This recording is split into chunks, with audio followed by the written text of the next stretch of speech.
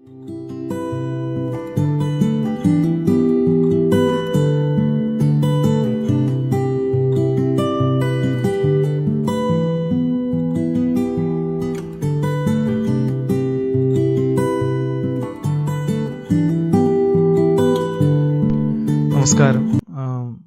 പ്രിയമുള്ളവരെ, ഞാൻ ശ്യാംരാജ്, കാലടി സംസ്കൃത സർവകലാശാലയിലെ തന്നെ ഗവേഷകനാണ്. തുഞ്ചൻ പറമ്പ് ഐതിഹ്യവും ആധുനികതയും എന്ന ഒരു വിഷയത്തിലാണ് ഇന്നിവിടെ സംസാരിക്കാൻ ആഗ്രഹിക്കുന്നത്. ആദ്യം തന്നെ ഇങ്ങനൊരു വിഷയം മലയാളത്തിൻ്റെ അഭിമുഖീകരണങ്ങൾ എന്ന തലക്കെട്ടിൽ നടത്തപ്പെടുന്ന ഈ വെബിനാറിൽ അവതരിപ്പിക്കാൻ അവസരം നൽകിയ കൊയിലാണ്ടി പ്രാദേശിക കേന്ദ്രത്തിലെ മലയാള വിഭാഗത്തോടും വിശേഷിച്ച് ലത്തീഫ് മാഷോടും വകുപ്പധ്യക്ഷനായ രഘുകുമാർ മാഷോടുമുള്ള നന്ദി ആദ്യം തന്നെ അറിയിക്കുന്നു. ഈ വിഷയത്തിന് നൽകിയിരിക്കുന്നൊരു തലക്കെട്ട് തുഞ്ചൻ പറമ്പ് ഐതിഹ്യവും ആധുനികതയും എന്നാണ്. അത് ചില സംശയങ്ങൾ ആ ടൈറ്റിലിനെ മുൻനിർത്തി ഉണ്ടാവാൻ സാധ്യതയുണ്ട്. അപ്പോൾ തുഞ്ചൻ പറമ്പിൻ്റെ ഐതിഹ്യം എന്താണ്, ആധുനികതയിൽ അതെങ്ങനെയാണ് എന്നൊക്കെയുള്ള താരതമ്യാത്മകമായ ഒരു അന്വേഷണമാണ് നടക്കുക എന്നുള്ളൊരു സൂചന ഈ ടൈറ്റിൽ ഉള്ളടങ്ങിയിട്ടുണ്ട്. തീർച്ചയായിട്ടും അതങ്ങനെയല്ല, മറിച്ച് ആധുനികത എന്ന ഒരു ചരിത്ര പ്രക്രിയ എങ്ങനെയാണ് തുഞ്ചൻ പറമ്പ് എന്ന സവിശേഷമായ ഒരു ഭാഷാ സാംസ്കാരിക കേന്ദ്രത്തെ രൂപപ്പെടുത്തിയത്, എങ്ങനെയാണ് ഷേപ്പ് ചെയ്യുന്നത് എന്ന തരത്തിലുള്ള ഒരു ആലോചനയാണ് ഇങ്ങനെ ഒരു ടൈറ്റിൽ വഴി ഉദ്ദേശിക്കുന്നത്. അതുകൊണ്ടാണ് ഒരു ജനറൽ ടൈറ്റിൽ എന്നുള്ള നിലയിലാണ് ഈ തുഞ്ചൻ പറമ്പ് ഐതിഹ്യവും ആധുനികതയും എന്ന ഈ അവതരണത്തിൽ നൽകിയിട്ടുള്ളത്. നേരിട്ട് വിഷയത്തിലേക്ക് കടന്നാൽ, നമുക്ക് ഏവർക്കും അറിവുള്ളതുപോലെ മലയാളത്തിലെ അല്ലെങ്കിൽ കേരളത്തിലെ ഏറ്റവും പ്രമുഖമായ ഒരു സാംസ്കാരിക കേന്ദ്രമാണ് തിരൂർ തുഞ്ചൻ പറമ്പ്. 16-ാം നൂറ്റാണ്ടിൽ ജീവിച്ചിരുന്നു എന്ന് കരുതപ്പെടുന്ന മലയാള ഭാഷയുടെ പിതാവെന്ന് സമ്മതനായ തുഞ്ചത്ത് രാമാനുജൻ എഴുത്തച്ഛൻ്റെ, അല്ലെങ്കിൽ ആ പേരിൽ നമ്മൾ ആദരിച്ചു പോരുന്ന കവിയുടെ ജന്മസ്ഥലം എന്ന നിലയിലാണ് തുഞ്ചൻ പറമ്പ് പ്രസിദ്ധി ആർജിച്ചിട്ടുള്ളത്. ഇപ്പം പ്രാഥമികമായിട്ട് ഒരു കവിയുടെ പേരായി നിൽക്കുമ്പോഴും ഒരു വലിയ സാംസ്കാരിക സ്വരൂപത്തിൻ്റെ സൂചിത നാമമായിട്ട് കൂടെ തുഞ്ചത്ത് എഴുത്തച്ഛനെ ഈ പുതിയ കാലത്ത് തിരിച്ചറിയേണ്ടതുണ്ട് എന്ന് തോന്നുന്നു. ഇപ്പോൾ സാഹിത്യ പാഠങ്ങളായിട്ട്, ഐതിഹ്യങ്ങളായി, ആചാരങ്ങളായി, പലതരം ചിഹ്നങ്ങളായി, അല്ലെങ്കിൽ സ്മാരകങ്ങളും പുരസ്കാരങ്ങളുമായി, ഗവൺമെൻറ് കോളേജായി, അല്ലെങ്കിൽ സർവകലാശാല തന്നെയായി എഴുത്തച്ഛൻ നിലകൊള്ളുന്നു എന്ന് പറയാം. ഇങ്ങനെ പലതരം സൂചകങ്ങളുടെ ഒരു സൂചിത കേന്ദ്രം എന്ന് വേണമെങ്കിൽ നമുക്ക് ഈ കാലത്ത് എഴുത്തച്ഛനെ തിരിച്ചു വായിക്കാം എന്ന് തോന്നുന്നു.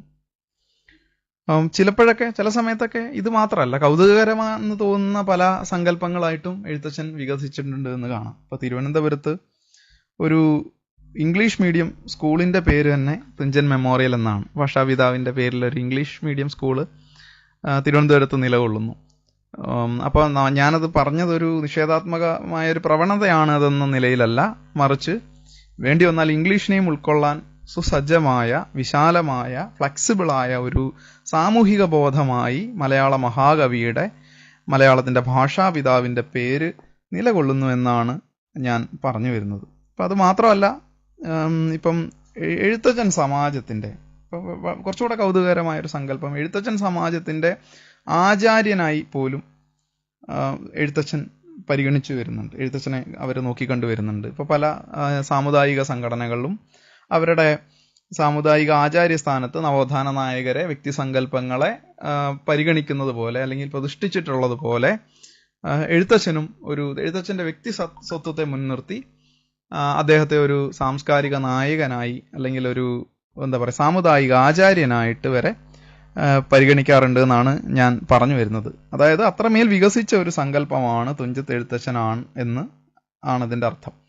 അപ്പോൾ ഇതിനെല്ലാം അടിസ്ഥാനമായി നിൽക്കുന്നത് പ്രാഥമികമായിട്ടും അദ്ദേഹം രചിച്ച കാവ്യപാഠങ്ങളാണ്, അല്ലെങ്കിൽ അദ്ദേഹത്തിൻ്റെ കവി വ്യക്തി സങ്കല്പമാണ്.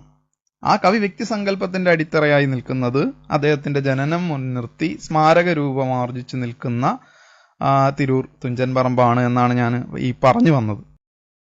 അതോടൊപ്പം കവിയുടെ ജനനത്തെ മുൻനിർത്തി 16-ാം നൂറ്റാണ്ടിൽ നിന്ന് സമകാലത്തേക്കുള്ള അല്ലെങ്കിൽ 21-ാം നൂറ്റാണ്ടിലേക്കുള്ള മലയാള ഭാഷയുടെ, മലയാള സാഹിത്യത്തിന്റെ സുദീർഘമായ ഒരു പാരമ്പര്യത്തെ അല്ലെങ്കിൽ പഴമയെ സ്മാരകം പ്രതിനിധാനം ചെയ്യുന്നുണ്ട് എന്ന് കാണാം. അല്ലെങ്കിൽ അത്തരം ഒരു പാരമ്പര്യത്തിന്റെ അവബോധത്തെ അല്ലെങ്കിൽ അതിന്റെ പ്രതീതിയെ ഉൽപ്പാദിപ്പിക്കുന്നുണ്ട് തുഞ്ചൻ പറമ്പ് എന്നതാണ് വാസ്തവം.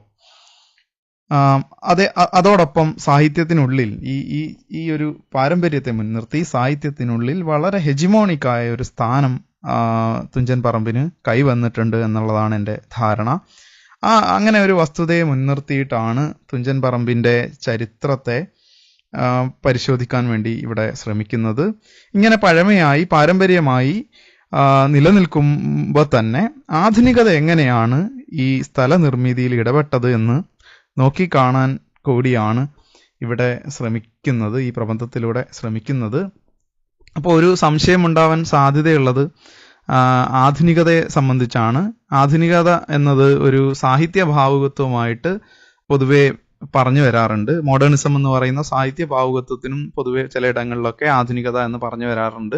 ഇവിടെ ആധുനികത എന്ന് ഉദ്ദേശിക്കുന്നത് ഈ മോഡേണിസത്തെ അല്ല, മറിച്ച് മോഡേണിറ്റി എന്ന് പറയുന്ന ഒരു ചരിത്ര പ്രക്രിയയാണ്. പ്രധാനമായിട്ടും കൊളോണിയലിസത്തിലൂടെ കൈവന്ന ഒരു സാമൂഹിക പരിണാമത്തെ, ഇപ്പോൾ അച്ചടി അല്ലെങ്കിൽ ആധുനിക വിദ്യാഭ്യാസം, പത്രമാസികകളുടെ പ്രചാരം, അതുപോലെ നാണയ സമ്പദ് വ്യവസ്ഥ, പൊതുമണ്ഡലത്തിന്റെയും സാഹിത്യ പൊതുമണ്ഡലത്തിന്റെയും രൂപീകരണം, അതുവഴിയുള്ള ഫ്യൂഡലിസത്തിന്റെയൊക്കെ തകർച്ച, ഇതെല്ലാം ഉൾക്കൊണ്ട് നിൽക്കുന്ന ഒരു സാമൂഹിക പ്രക്രിയയാണ് ഇവിടെ ആധുനികത എന്നതുകൊണ്ട് ഉദ്ദേശിക്കുന്നത്. അതിന്റെ ഒരു കാലമായിട്ട് പൊതുവെ പറഞ്ഞു വരാറുള്ളത് 19-ാം നൂറ്റാണ്ട്. 19-ാം നൂറ്റാണ്ട് എന്ന് പറയുമ്പോൾ 19-ാം നൂറ്റാണ്ടിന്റെ 2ാം പകുതിയും 20-ാം നൂറ്റാണ്ടിന്റെ ആദ്യ പകുതിയും ചേർന്ന് നിൽക്കുന്ന ഒരു കാലം, ഏതാണ്ട് ഒരു നൂറ്റാണ്ട് കാലത്തെയാണ് പൊതുവെ ആധുനികതയുടെ ഒരു കാലമായിട്ട് പറഞ്ഞു വരുന്നത്. അപ്പോൾ ആ നിലയിൽ ആധുനികത എന്ന് ഉദ്ദേശിക്കുന്നത് മോഡേണിറ്റിയാണ്, മോഡേണിസത്തെ അല്ല എന്നുകൂടെ സൂചിപ്പിക്കട്ടെ. ഇനി തുഞ്ചൻ പറമ്പിന്റെ ചരിത്രത്തെ പറ്റിയിട്ട് ഒരു അന്വേഷണം നടത്തുമ്പോൾ വളരെ കൗതുകകരമായ ഒരു പരാമർശം കാണുന്നത് മലയാള ഭാഷാ ചരിത്രത്തിലാണ്. മലയാള ഭാഷാ ചരിത്രം എന്നത് മലയാളത്തിലെ ആദ്യത്തെ സാഹിത്യ ചരിത്രമാണ്. പി ഗോവിന്ദപിള്ള എഴുതിയ മലയാള ഭാഷാ ചരിത്രം 1881 അത് ആദ്യം പ്രസിദ്ധീകരിക്കുന്നത്. പിന്നീട് 1889 അത് വീണ്ടും പുനഃപ്രസിദ്ധീകരിക്കുന്നുണ്ട്, പരിഷ്കരിക്കുന്നുണ്ട്. പിന്നെ പലതവണ അത് പരിഷ്കരിക്കുന്നുണ്ട്. അപ്പോൾ 1889 പതിപ്പിലുള്ള ഒരു വളരെ ശ്രദ്ധേയമായ ഒരു വാചകമാണ് ഇത്.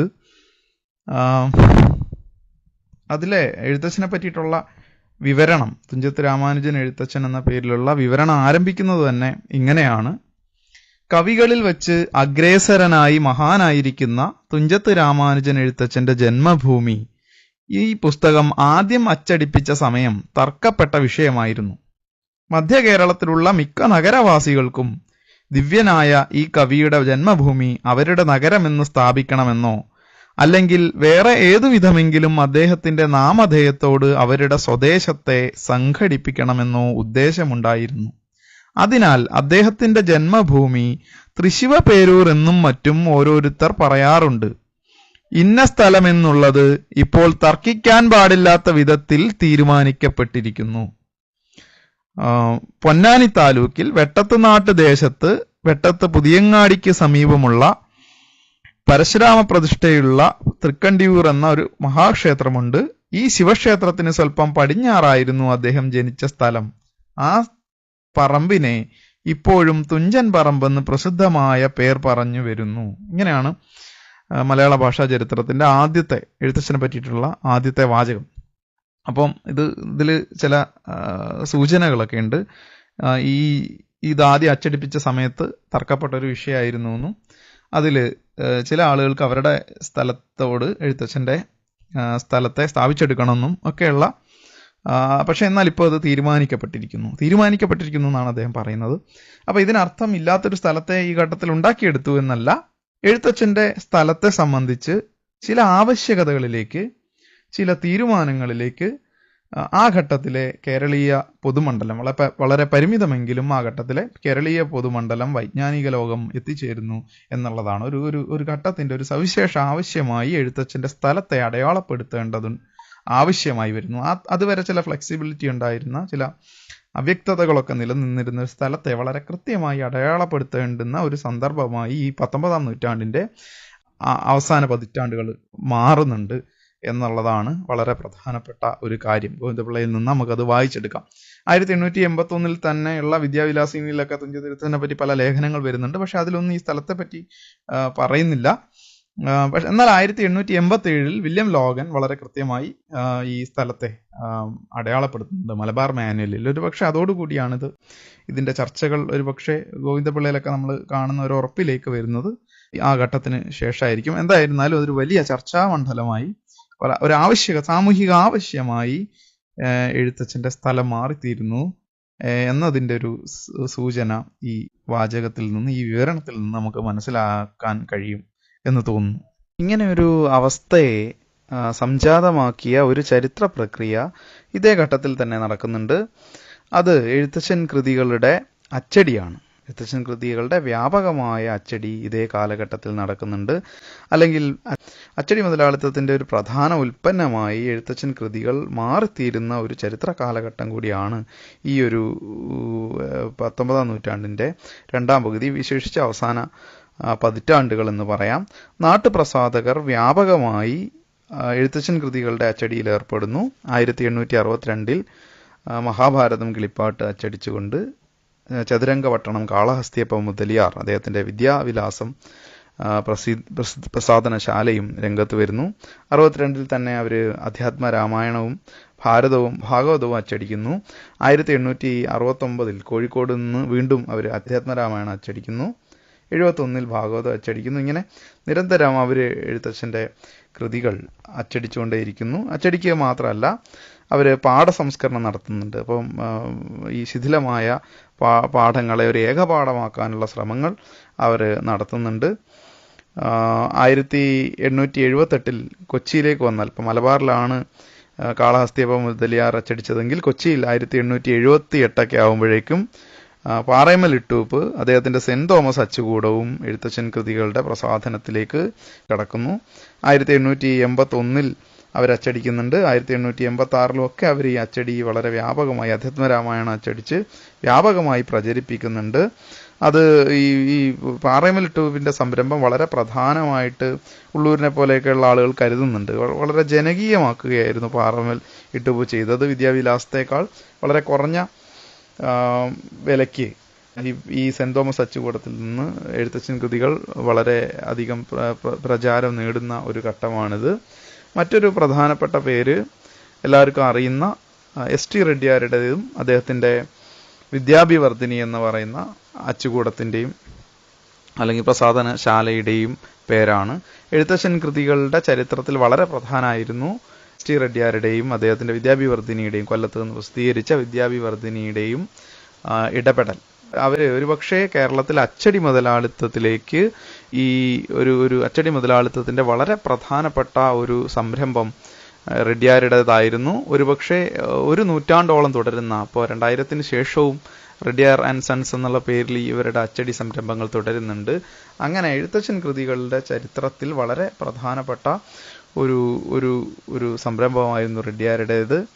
അവർ 10,000-കണക്കിന് കോപ്പികൾ അച്ചടിക്കാൻ തുടങ്ങുന്നു. എഴുത്തച്ഛൻ രാമായണത്തിൻ്റെ മഹാഭാരതത്തിൻ്റെയൊക്കെ അത് വ്യാപകമായി പ്രചരിപ്പിക്കുകയും ചെയ്യുന്നു. റെഡ്ഡിയാരെ പറ്റിയിട്ടൊക്കെ പറയുന്നത് തലച്ചുമടായി പോലും ആ കാലഘട്ടത്തിൽ നടന്ന് ചന്തകൾ തോറും വിൽപ്പന നടത്തിയിരുന്നു എന്നൊക്കെയാണ്. അപ്പോൾ വെറുതെ അച്ചടിക്കുക മാത്രമല്ല, ജീവചരിത്രങ്ങൾ ഇതിൽ ഉൾപ്പെടുത്തിയിരുന്നു. എഴുത്തച്ഛൻ്റെ ജീവചരിത്രങ്ങൾ റെഡ്ഡിയാർ ഇതിൽ ഉൾപ്പെടുത്തിയിരുന്നു. ഇപ്പം നമ്മൾ കാണുന്ന രൂപത്തിൽ ജീവചരിത്രങ്ങൾ മാത്രമല്ല, ചിത്രങ്ങൾ ഇതിൽ ഉൾപ്പെടുത്തപ്പെട്ടിരുന്നു. ഇങ്ങനെ വ്യാപകമാകുന്ന അച്ചടി അതുവരെ ഉണ്ടായിരുന്ന താളിയോലകളുടെ ഒരു ക്രമത്തിൽ നിന്നുള്ള വളരെ സുപ്രധാനമായ ഒരു പരിണാമമായിരുന്നു. ഇപ്പോൾ താളിയോലയിൽ നിന്ന് വ്യത്യസ്തമായിട്ട് അച്ചടിയിൽ ഈ ഏകീകൃത സ്വഭാവം, ഈ കൃതികൾക്ക് ഒരു ഏകീകൃത സ്വഭാവം കൈവരുന്നുണ്ട്. അപ്പോൾ ഏതളവിലും പുനരുൽപാദന ശേഷിയുള്ള ഈ ഏകീകൃത അച്ചടി പാഠങ്ങൾ ഏകകർത്തൃത്വത്തെ ആവശ്യപ്പെടുകയായിരുന്നു എന്നും അച്ചടി യഥാർത്ഥത്തിൽ വാക്കിനെ ഒരു ഉൽപ്പന്നമാക്കി പരിവർത്തിപ്പിക്കപ്പെടുകയായിരുന്നു എന്നും പുതിയൊരു ഉടമസ്ഥതയെ അത് അനിവാര്യമാക്കുകയായിരുന്നു എന്നുമൊക്കെ വാൾട്ടർ ജെ ഒങ്ങിനെ പോലെയുള്ള ഈ മേഖലയിലുള്ള സൈദ്ധാന്തികർ വിശദീകരിക്കുന്നുണ്ട്. അദ്ദേഹത്തിന്റെ ഒറാലിറ്റി ആൻഡ് ലിറ്ററസി പോലെയുള്ള പുസ്തകങ്ങൾ വളരെ പ്രസിദ്ധവുമാണ്. എഴുത്തുകാരന്റെ വ്യക്തിസ്വത്വത്തെ, കൃതിക്ക് മുകളിലുള്ള ഉടമസ്ഥതയൊക്കെ ഉറപ്പിക്കപ്പെടുന്ന ഈ ഒരു ചരിത്രഘട്ടത്തിൽ തന്നെയാണ് നേരത്തെ ഗോവിന്ദപിള്ളയുടെ വാചകത്തിൽ സൂചിതമാകുന്നത് പോലെ എഴുത്തച്ഛന്റെ സ്ഥലത്തെ സംബന്ധിച്ച ഈ ചർച്ചകൾ സജീവമാകുന്നത് എന്നത് നമുക്കിതിനോട് കൂട്ടി വായിക്കാവുന്ന ഒരു വസ്തുതയാണ്.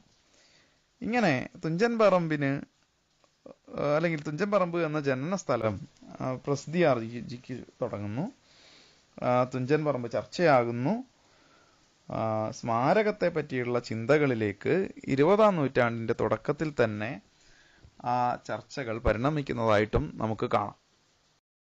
അങ്ങനെ 20-ാം നൂറ്റാണ്ടിന്റെ തുടക്കത്തിൽ തന്നെ, വളരെ കൃത്യമായി പറഞ്ഞാൽ 1906 ഒക്ടോബർ 17 തന്നെ ഒരു ആലോചനാ യോഗം തിരൂര് വെച്ച് ചേരുന്നുണ്ട്. കോഴിക്കോട് സാമൂതിരിയായിരുന്ന വിദ്വാൻ മാനവിക്രമൻ ഏട്ടൻ തമ്പുരാന്റെ, അല്ലെങ്കിൽ കോഴിക്കോട് നാലാംകൂർ എടത്രപ്പാടായിരുന്ന മാനവിക്രമന്റെ അധ്യക്ഷതയിലാണ് ആ യോഗം ചേരുന്നത്. സമൂഹത്തിന്റെ വിവിധ ഭാഗങ്ങളിൽ നിന്നുള്ള ആളുകൾ അതിൽ പങ്കെടുക്കുന്നുണ്ട്. ഏകദേശം 1000-ഓളം ആളുകൾ അതിൽ പങ്കെടുത്തു എന്നാണ് അതിന്റെ ഒരു റിപ്പോർട്ട്, അതിന്റെ ഒരു മിനിറ്റ്സ് നിന്ന് നമുക്ക് മനസ്സിലാകുന്നത്. അപ്പൊ അത് മാതൃഭൂമിയിൽ പിൽക്കാലത്ത് കുറെ വർഷങ്ങൾക്ക് ശേഷം ഈ മിനിറ്റ്സ് പ്രസിദ്ധീകരിക്കുകയുണ്ടായി. ഇപ്പോൾ ഡോക്ടർ കെ ശ്രീകുമാർ എഡിറ്റ് ചെയ്ത തുഞ്ചൻ സ്മാരക ചരിത്രം എന്ന വളരെ സമഗ്രമായൊരു ചരിത്രം അദ്ദേഹം എഴുതിയിട്ടുണ്ടായിരുന്നു. അപ്പൊ അതിൽ ഈ മിനിറ്റ്സും അതുമായി ബന്ധപ്പെട്ട മറ്റു വിവരങ്ങളും ഒക്കെ പ്രസിദ്ധീകരിച്ചിട്ടുണ്ട്.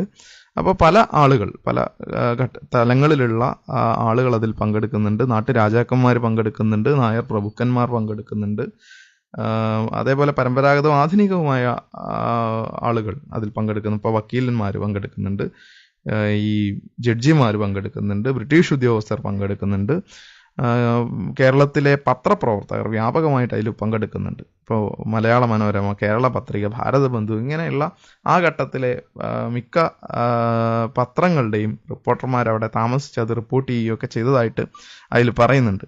അപ്പം അങ്ങനെ വളരെ വളരെ ശ്രദ്ധേയമായ ഒരു യോഗമായിട്ട് ആ ഘട്ടത്തിൽ അത് മാറുന്നുണ്ട്. അപ്പോൾ അതിലെ ചില പ്രസംഗങ്ങളൊക്കെ നോക്കിയാൽ പല ആളുകളും അതിൽ പ്രസംഗിക്കുന്നുണ്ട്. വിശേഷിച്ച് അധ്യക്ഷനായിരുന്ന കോഴിക്കോട് മാനവിക്രമൻ ഏട്ടൻ തമ്പുരാൻ അതിൽ സംസാരിക്കുന്നുണ്ട്. അപ്പൊ അത്തരത്തിലുള്ള ചില പ്രസംഗങ്ങളുമൊക്കെ ശ്രദ്ധിക്കുമ്പോൾ ആ ഘട്ടത്തിൽ ഇങ്ങനെ ഒരു സ്മാരകത്തിന്റെ ആവശ്യകതയിലേക്ക് നീങ്ങിയ ചില സ്വാധീനതകളെ പറ്റിയിട്ടൊക്കെ നമുക്ക് ചില ഉൾക്കാഴ്ചകൾ കിട്ടാൻ അത് കാരണമാകും. അതിൽ ഈ പറയുന്ന അധ്യക്ഷൻ സംസാരിക്കുന്നത് അതിൻ്റെ ഒരു പ്രധാനപ്പെട്ട ഭാഗം ഇങ്ങനെയാണ്. അദ്ദേഹം പറയുന്നത്, ഇംഗ്ലണ്ടിലെ ഒരു മഹാകവിയായ ഷേക്സ്പിയർ എന്ന മഹാന്റെ ചില കൃതികൾ മലയാളത്തിൽ തർജ്ജമ ചെയ്തിട്ടുള്ളതുകളെ നാം വായിച്ചിട്ടുണ്ട്. അദ്ദേഹത്തെ പോലെയുള്ള ഒരു വിഖ്യാത കവി യൂറോപ്പ രാജ്യങ്ങളിലെന്ന് മാത്രമല്ല മറ്റു പല രാജ്യങ്ങളിലും പ്രസിദ്ധം ചെയ്തിരിക്കുന്നുവെന്നും ഇങ്ങനെ അനശ്വരമായ ഒരു യശസ് ഷേക്സ്പിയർ താൻ തന്നെ സമ്പാദിച്ചിരിക്കുന്നുവെന്നും ഇംഗ്ലീഷ് പഠിപ്പുള്ളവരിൽ പലരും അറിഞ്ഞിരിക്കുമല്ലോ. എന്നാൽ ആ ഷേക്സ്പിയർ എന്ന മഹാന്റെ കീർത്തി സ്ഥാപനത്തിനായി ആ നാട്ടുകാർ പ്രത്യേകം ചില ഏർപ്പാടുകളും ചെയ്ത് കൊല്ലം തോറും അദ്ദേഹത്തിന്റെ പേരിൽ ഒരു വർഷോത്സവം നടത്തി വരുന്നുണ്ടെന്നുള്ള വിവരവും ഇംഗ്ലീഷ് പഠിപ്പുള്ളവരെല്ലാം അറിഞ്ഞിരിക്കുന്ന അവസ്ഥയായിരിക്കുമല്ലോ. ഒരുവിധം നോക്കുമ്പോൾ രാമാനുജൻ എഴുത്തച്ഛൻ മുൻ പറഞ്ഞ ഷേക്സ്പിയർ കവിയെക്കാട്ടിലും യോഗ്യത കൂടുതലുള്ള ഒരാളാണെന്ന് കൂടി പറയാവുന്നതാണ്. ഇങ്ങനെയാണ് അദ്ദേഹം അതിന്റെ പ്രസംഗം തുടരുന്നത്. പിന്നെ ഇതിന്റെ സ്മാരകത്തിന്റെ ആവശ്യമൊക്കെ വിശദീകരിച്ചുകൊണ്ട് അദ്ദേഹം സംസാരിക്കുന്നുണ്ട്. അപ്പം ഞാൻ പറഞ്ഞു വന്നത്, ഷേക്സ്പിയർ പോലും ഇംഗ്ലീഷ് വിദ്യാഭ്യാസം ആ ഘട്ടത്തിൽ എഴുത്തച്ഛന്റെ ഒരു സ്മാരക നിർമ്മാണത്തിന്റെ സ്വാധീനതയായി മാറിയിട്ടുണ്ട് എന്നാണ്. അപ്പൊ ആധുനികത എങ്ങനെയാണ് ഈ ഘട്ടത്തിൽ ഇത്തരത്തിലൊരു സ്മാരകത്തിന്റെ രൂപീകരണത്തിന് പിന്നിൽ പ്രവർത്തിച്ചത് എന്നൊക്കെ മനസ്സിലാകാൻ നമുക്ക് ഇത്തരത്തിലുള്ള ചില പ്രസംഗങ്ങൾ വഴി, ഞാനിത് മാനവിക്രമൻ ഏട്ടൻ തമ്പുരാന്റെ മാത്രം കാര്യമല്ല, മറ്റു പല നറേറ്റീവുകളിലും ഇങ്ങനെ ഷേക്സ്പിയറിനോട് എഴുത്തച്ഛനെ കമ്പയർ ചെയ്തുകൊണ്ട് അത്തരത്തിലൊരു സ്മാരകം നമുക്കുണ്ടാക്കണം എന്നുള്ള ആവശ്യം ഉയരുന്നുണ്ട്. കേരളവർമ്മ തന്നെ അങ്ങനെ ഒരു ലേഖനം എഴുതുന്നുണ്ട് രാമാനുജനിൽ ഇതിനെ താരതമ്യപ്പെടുത്തിക്കൊണ്ട്. അപ്പോൾ ഈ ഘട്ടത്തിൽ തന്നെയാണ് ഷേക്സ്പിയർ സ്മാരകം ലണ്ടനിലെ സ്ട്രാറ്റ്ഫോർഡിൽ ഒരു വലിയ ചില ശ്രദ്ധയിലേക്ക് വരുന്നത്. അതിന് പിന്നിലൊക്കെ ഒരു ചരിത്രമുണ്ട്. അദ്ദേഹത്തിന്റെ സ്മാരകം അമേരിക്കയിൽ നിന്നുള്ള ഒരു സമ്പന്നൻ അദ്ദേഹത്തിന്റെ ജന്മഗൃഹം പിൻതലമുറയിൽ നിന്ന് പൈസ കൊടുത്ത് വാങ്ങുകയും അയാൾ അത് പൊളിച്ച് അമേരിക്കയിലേക്ക് കടത്താൻ ശ്രമിക്കുകയും അവിടെ അത് റീബിൽഡ് ചെയ്യാനൊക്കെയുള്ള ശ്രമം, അങ്ങനെ ഈ ഷേക്സ്പിയറൻ പാരമ്പര്യത്തെ അമേരിക്കയിലേക്ക് മാറ്റി സ്ഥാപിക്കാൻ കടത്താനുള്ള ഒരു ശ്രമം നടക്കുമ്പോഴാണ് ലണ്ടനിൽ ഇങ്ങനെ ഷേക്സ്പിയർ ബർത്ത് ട്രസ്റ്റ് എന്ന് പറയുന്ന ഒരു ട്രസ്റ്റ് രൂപം കൊള്ളുകയും അവരിതൊരു ദേശീയ സ്മാരകമാക്കി വളർത്തുകയും ചെയ്യുന്നത് സ്ട്രാറ്റ്ഫോർഡിൽ. അപ്പോൾ അതിൻ്റെ ഒരു സ്വാധീനത ആ ഘട്ടത്തിലെ ഇംഗ്ലീഷ് വിദ്യാഭ്യാസം നേടിയ തലമുറ, ഷേക്സ്പിയറൻ തർജ്ജമകളെ വായിച്ച തലമുറ ഈ ഒരു ഘട്ടത്തിൽ ഈ സ്മാരക നിർമ്മാണത്തിന് അതിനൊരു സ്വാധീന ശക്തിയായി പരിഗണിക്കുന്നുണ്ട് എന്നുള്ളത് വളരെ പ്രധാനപ്പെട്ട ഒരു കാര്യമാണ്. അപ്പോൾ തുഞ്ചൻ പറമ്പിന്റെ മാതൃക കൺസീവ് ചെയ്യപ്പെടുന്നത് ഇംഗ്ലീഷിൽ നിന്ന് കൂടിയാണ് എന്ന് നമുക്ക് കാണാം. അപ്പൊ ഞാൻ ആദ്യം ആമുഖത്തിൽ പറഞ്ഞ പോലെ ഭാഷാപിതാവിന്റെ പേരിൽ ഒരു ഇംഗ്ലീഷ് മീഡിയം സ്കൂൾ തുടങ്ങിയതിൽ തെറ്റില്ല എന്നാണ് ഞാൻ പറഞ്ഞു തരുന്നത്. അപ്പൊ ഇംഗ്ലീഷ് കൂടിയാണ്, ഇംഗ്ലീഷ് വായന, ഇംഗ്ലീഷ് സംസ്കാരം കൂടിയാണ് ഇങ്ങനെ ഒരു സ്മാരകത്തിന് പിന്നിൽ സ്വാധീന ശക്തിയാണ്. ഞാൻ ഈ സമയക്കുറവ് കൊണ്ട് ഒരുപാട് നറേറ്റീവ് വായിക്കുന്നില്ല. ആ ഘട്ടത്തിലുണ്ടാകുന്ന ജീവചരിത്രങ്ങളിലൊക്കെ ഇങ്ങനെ ഈ ഷേക്സ്പിയർ ഒരു വലിയ ഒരു ആദർശ മാതൃകയായിട്ട് അവതരിപ്പിച്ചുകൊണ്ടാണ് എഴുത്തച്ഛനെ പറ്റി സംസാരിക്കുന്നത്. അപ്പോ പിന്നെ ഈ യോഗത്തിന്റെ കാര്യം പറയുകയാണെങ്കിൽ ഇത് ഒരു ഭൗതികമായി എന്തെങ്കിലും ഒരു നിർമ്മാണ പ്രവർത്തനങ്ങൾ നടത്തുന്നതിൽ ഈ യോഗം പരാജയപ്പെട്ടെങ്കിലും അഖില കേരളാടിസ്ഥാനത്തിൽ തുഞ്ചൻ സ്മാരകത്തെ ഒരു ആശയമായി നിർമ്മിക്കുന്നതിൽ, ഒരു പ്രധാന ആവശ്യകതയായി, ഒരു പ്രധാന ആശയമായി നിർമ്മിക്കുന്നതിൽ, ശ്രദ്ധയിലേക്ക് കൊണ്ടുവരുന്നതിൽ വളരെ പ്രധാനപ്പെട്ട ഒരു പങ്ക് ഈ ഘട്ടത്തിലെ ഈ യോഗത്തിന് വഹിക്കാനുണ്ടായിരുന്നു എന്നുള്ളത് പ്രധാനപ്പെട്ട ഒരു കാര്യമാണ്. ഇപ്പോ അഖില കേരളാടിസ്ഥാനത്തിൽ സാഹിത്യ നായകന്മാർ പലർക്കും ഇതിൽ പങ്കെടുക്കാൻ കഴിഞ്ഞില്ല. പക്ഷെ അവരെല്ലാവരും ഇതിനെ അനുമോദിച്ചുകൊണ്ട്, ആശംസ അറിയിച്ചുകൊണ്ട് കത്തയക്കുന്നുണ്ട്. ആ കത്തിന്റെ വിവരങ്ങൾ അവിടെ വളരെ കൃത്യമായിട്ട് ഈ യോഗത്തിൽ വായിക്കുന്നുണ്ട്. അതിൽ വളരെ പ്രധാനപ്പെട്ട പേര്, ഇപ്പൊ കേരളവർമ്മ വലിയ തമ്പുരാൻ കത്തയക്കുന്നുണ്ട്, പോത്തേരി കുഞ്ഞമ്പു കത്തയക്കുന്നുണ്ട്, Thottekkad Ikkavamma, T C Kalyaniamma, C S Gopalapanicker, K C Kesavapillai, T K Krishnamenon, ഇങ്ങനെ ഒരു വലിയ നിര, ആ ഘട്ടത്തിലെ സാഹിത്യ പൊതുമണ്ഡലത്തിൽ നിറഞ്ഞു നിൽക്കുന്ന ഒരു വലിയ നിര ഇവിടെ ഇതിന് ആശംസ അറിയിച്ചുകൊണ്ട് കത്തയക്കുന്നുണ്ട്. അപ്പൊ ഞാൻ പറഞ്ഞു വന്നത്, ഒരു ഭൗതിക സ്മാരകം ആയിട്ട് ഇത് ഏതെങ്കിലും തരത്തിലുള്ള നിർമ്മാണ പ്രവർത്തനങ്ങൾ നടത്തുന്നതിലൊക്കെ ഈ യോഗം പൂർണ്ണ പരാജയമായിരുന്നു. അതേസമയം ഒരു ആശയമായി എഴുത്തച്ഛനെ നിർമ്മിക്കുന്നതിൽ, അതിനെ കേരളത്തിന്റെ പൊതുമണ്ഡലത്തിലേക്ക് ഈ ആശയത്തെ പ്രക്ഷേപിക്കുന്നതിൽ ഈ സ്മാരകം വളരെ നിർണായകമായ പങ്ക് വഹിച്ചു എന്നുള്ളത് വളരെ പ്രധാനപ്പെട്ട ഒരു കാര്യമാണ്. ഇത്തരത്തിൽ സ്മാരകത്തെ ഇതേപോലെ പൊതുമണ്ഡലത്തിൽ പ്രചരിപ്പിക്കുന്നതിലും പ്രക്ഷേപിക്കുന്നതിലും അല്ലെങ്കിൽ സ്മാരകമെന്ന ഒന്നിനെ കൺസെപ്ച്വലൈസ് ചെയ്യുന്നതിലും വളരെ നിർണായകമായ മറ്റൊരു പ്രധാനപ്പെട്ട സന്ദർഭം രാമാനുജൻ എന്ന മാസികയുടേതാണ്. അത് ഈ 1906 ഇങ്ങനെ ഒരു ആലോചനായോഗം നടക്കുന്നതെങ്കിൽ 1907 തന്നെ രാമാനുജൻ എന്ന മാസിക തൃശ്ശൂരിൽ നിന്ന് പ്രസിദ്ധീകരിക്കണം ആരംഭിക്കുന്നു. വള്ളത്തോൾ നാരായണമേനായിരുന്നു അതിന്റെ മുഖ്യ പത്രാധിപർ. അപ്പൊ രാമാനുജൻ ഈ നിലയിൽ ഒരുപക്ഷെ മലയാളത്തിൽ ഒരു കവിയുടെ പേരിൽ ഇറങ്ങുന്ന ആദ്യത്തെ മാസികയായിരിക്കും ഒരുപക്ഷെ രാമാനുജൻ. അങ്ങനെ ഈ വള്ളത്തോളിന് തന്നെ ഞാൻ അതിലേക്ക് വരാം, വളരെ പ്രധാനപ്പെട്ട ഒരു റോള് തുഞ്ചൻ സ്മാരകത്തിന്റെ ഒരു സങ്കല്പന നിർമ്മിതിയിൽ ഉണ്ട് എന്ന് നമുക്ക് പ്രത്യേകം മനസ്സിലാക്കേണ്ടതുണ്ട്. വള്ളത്തോൾ നാരായണ മേനോൻ തന്നെ ആയിരുന്നു 1907 രാമാനുജൻ മാസികയുടെ പത്രാധിപരും എന്നുള്ളത് പ്രധാനപ്പെട്ട ഒരു കാര്യമാണ്.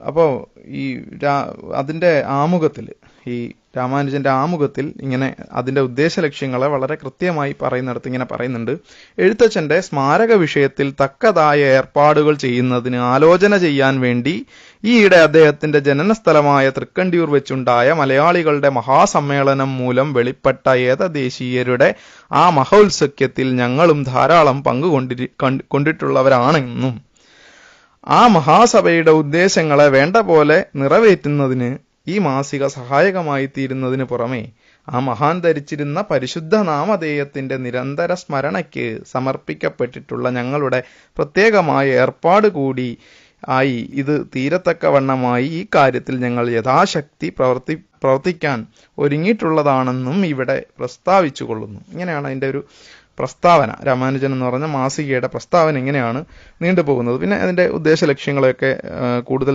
വിശദീകരിക്കുന്നുണ്ട്. അപ്പൊ ഞാൻ പറഞ്ഞത് ഈ സ്മാരക നിർമ്മാണം തന്നെയായിരുന്നു രാമാനുജന്റെയും ഒരു തരത്തിൽ രാമാനുജന്റെയും പ്രധാന ലക്ഷ്യം.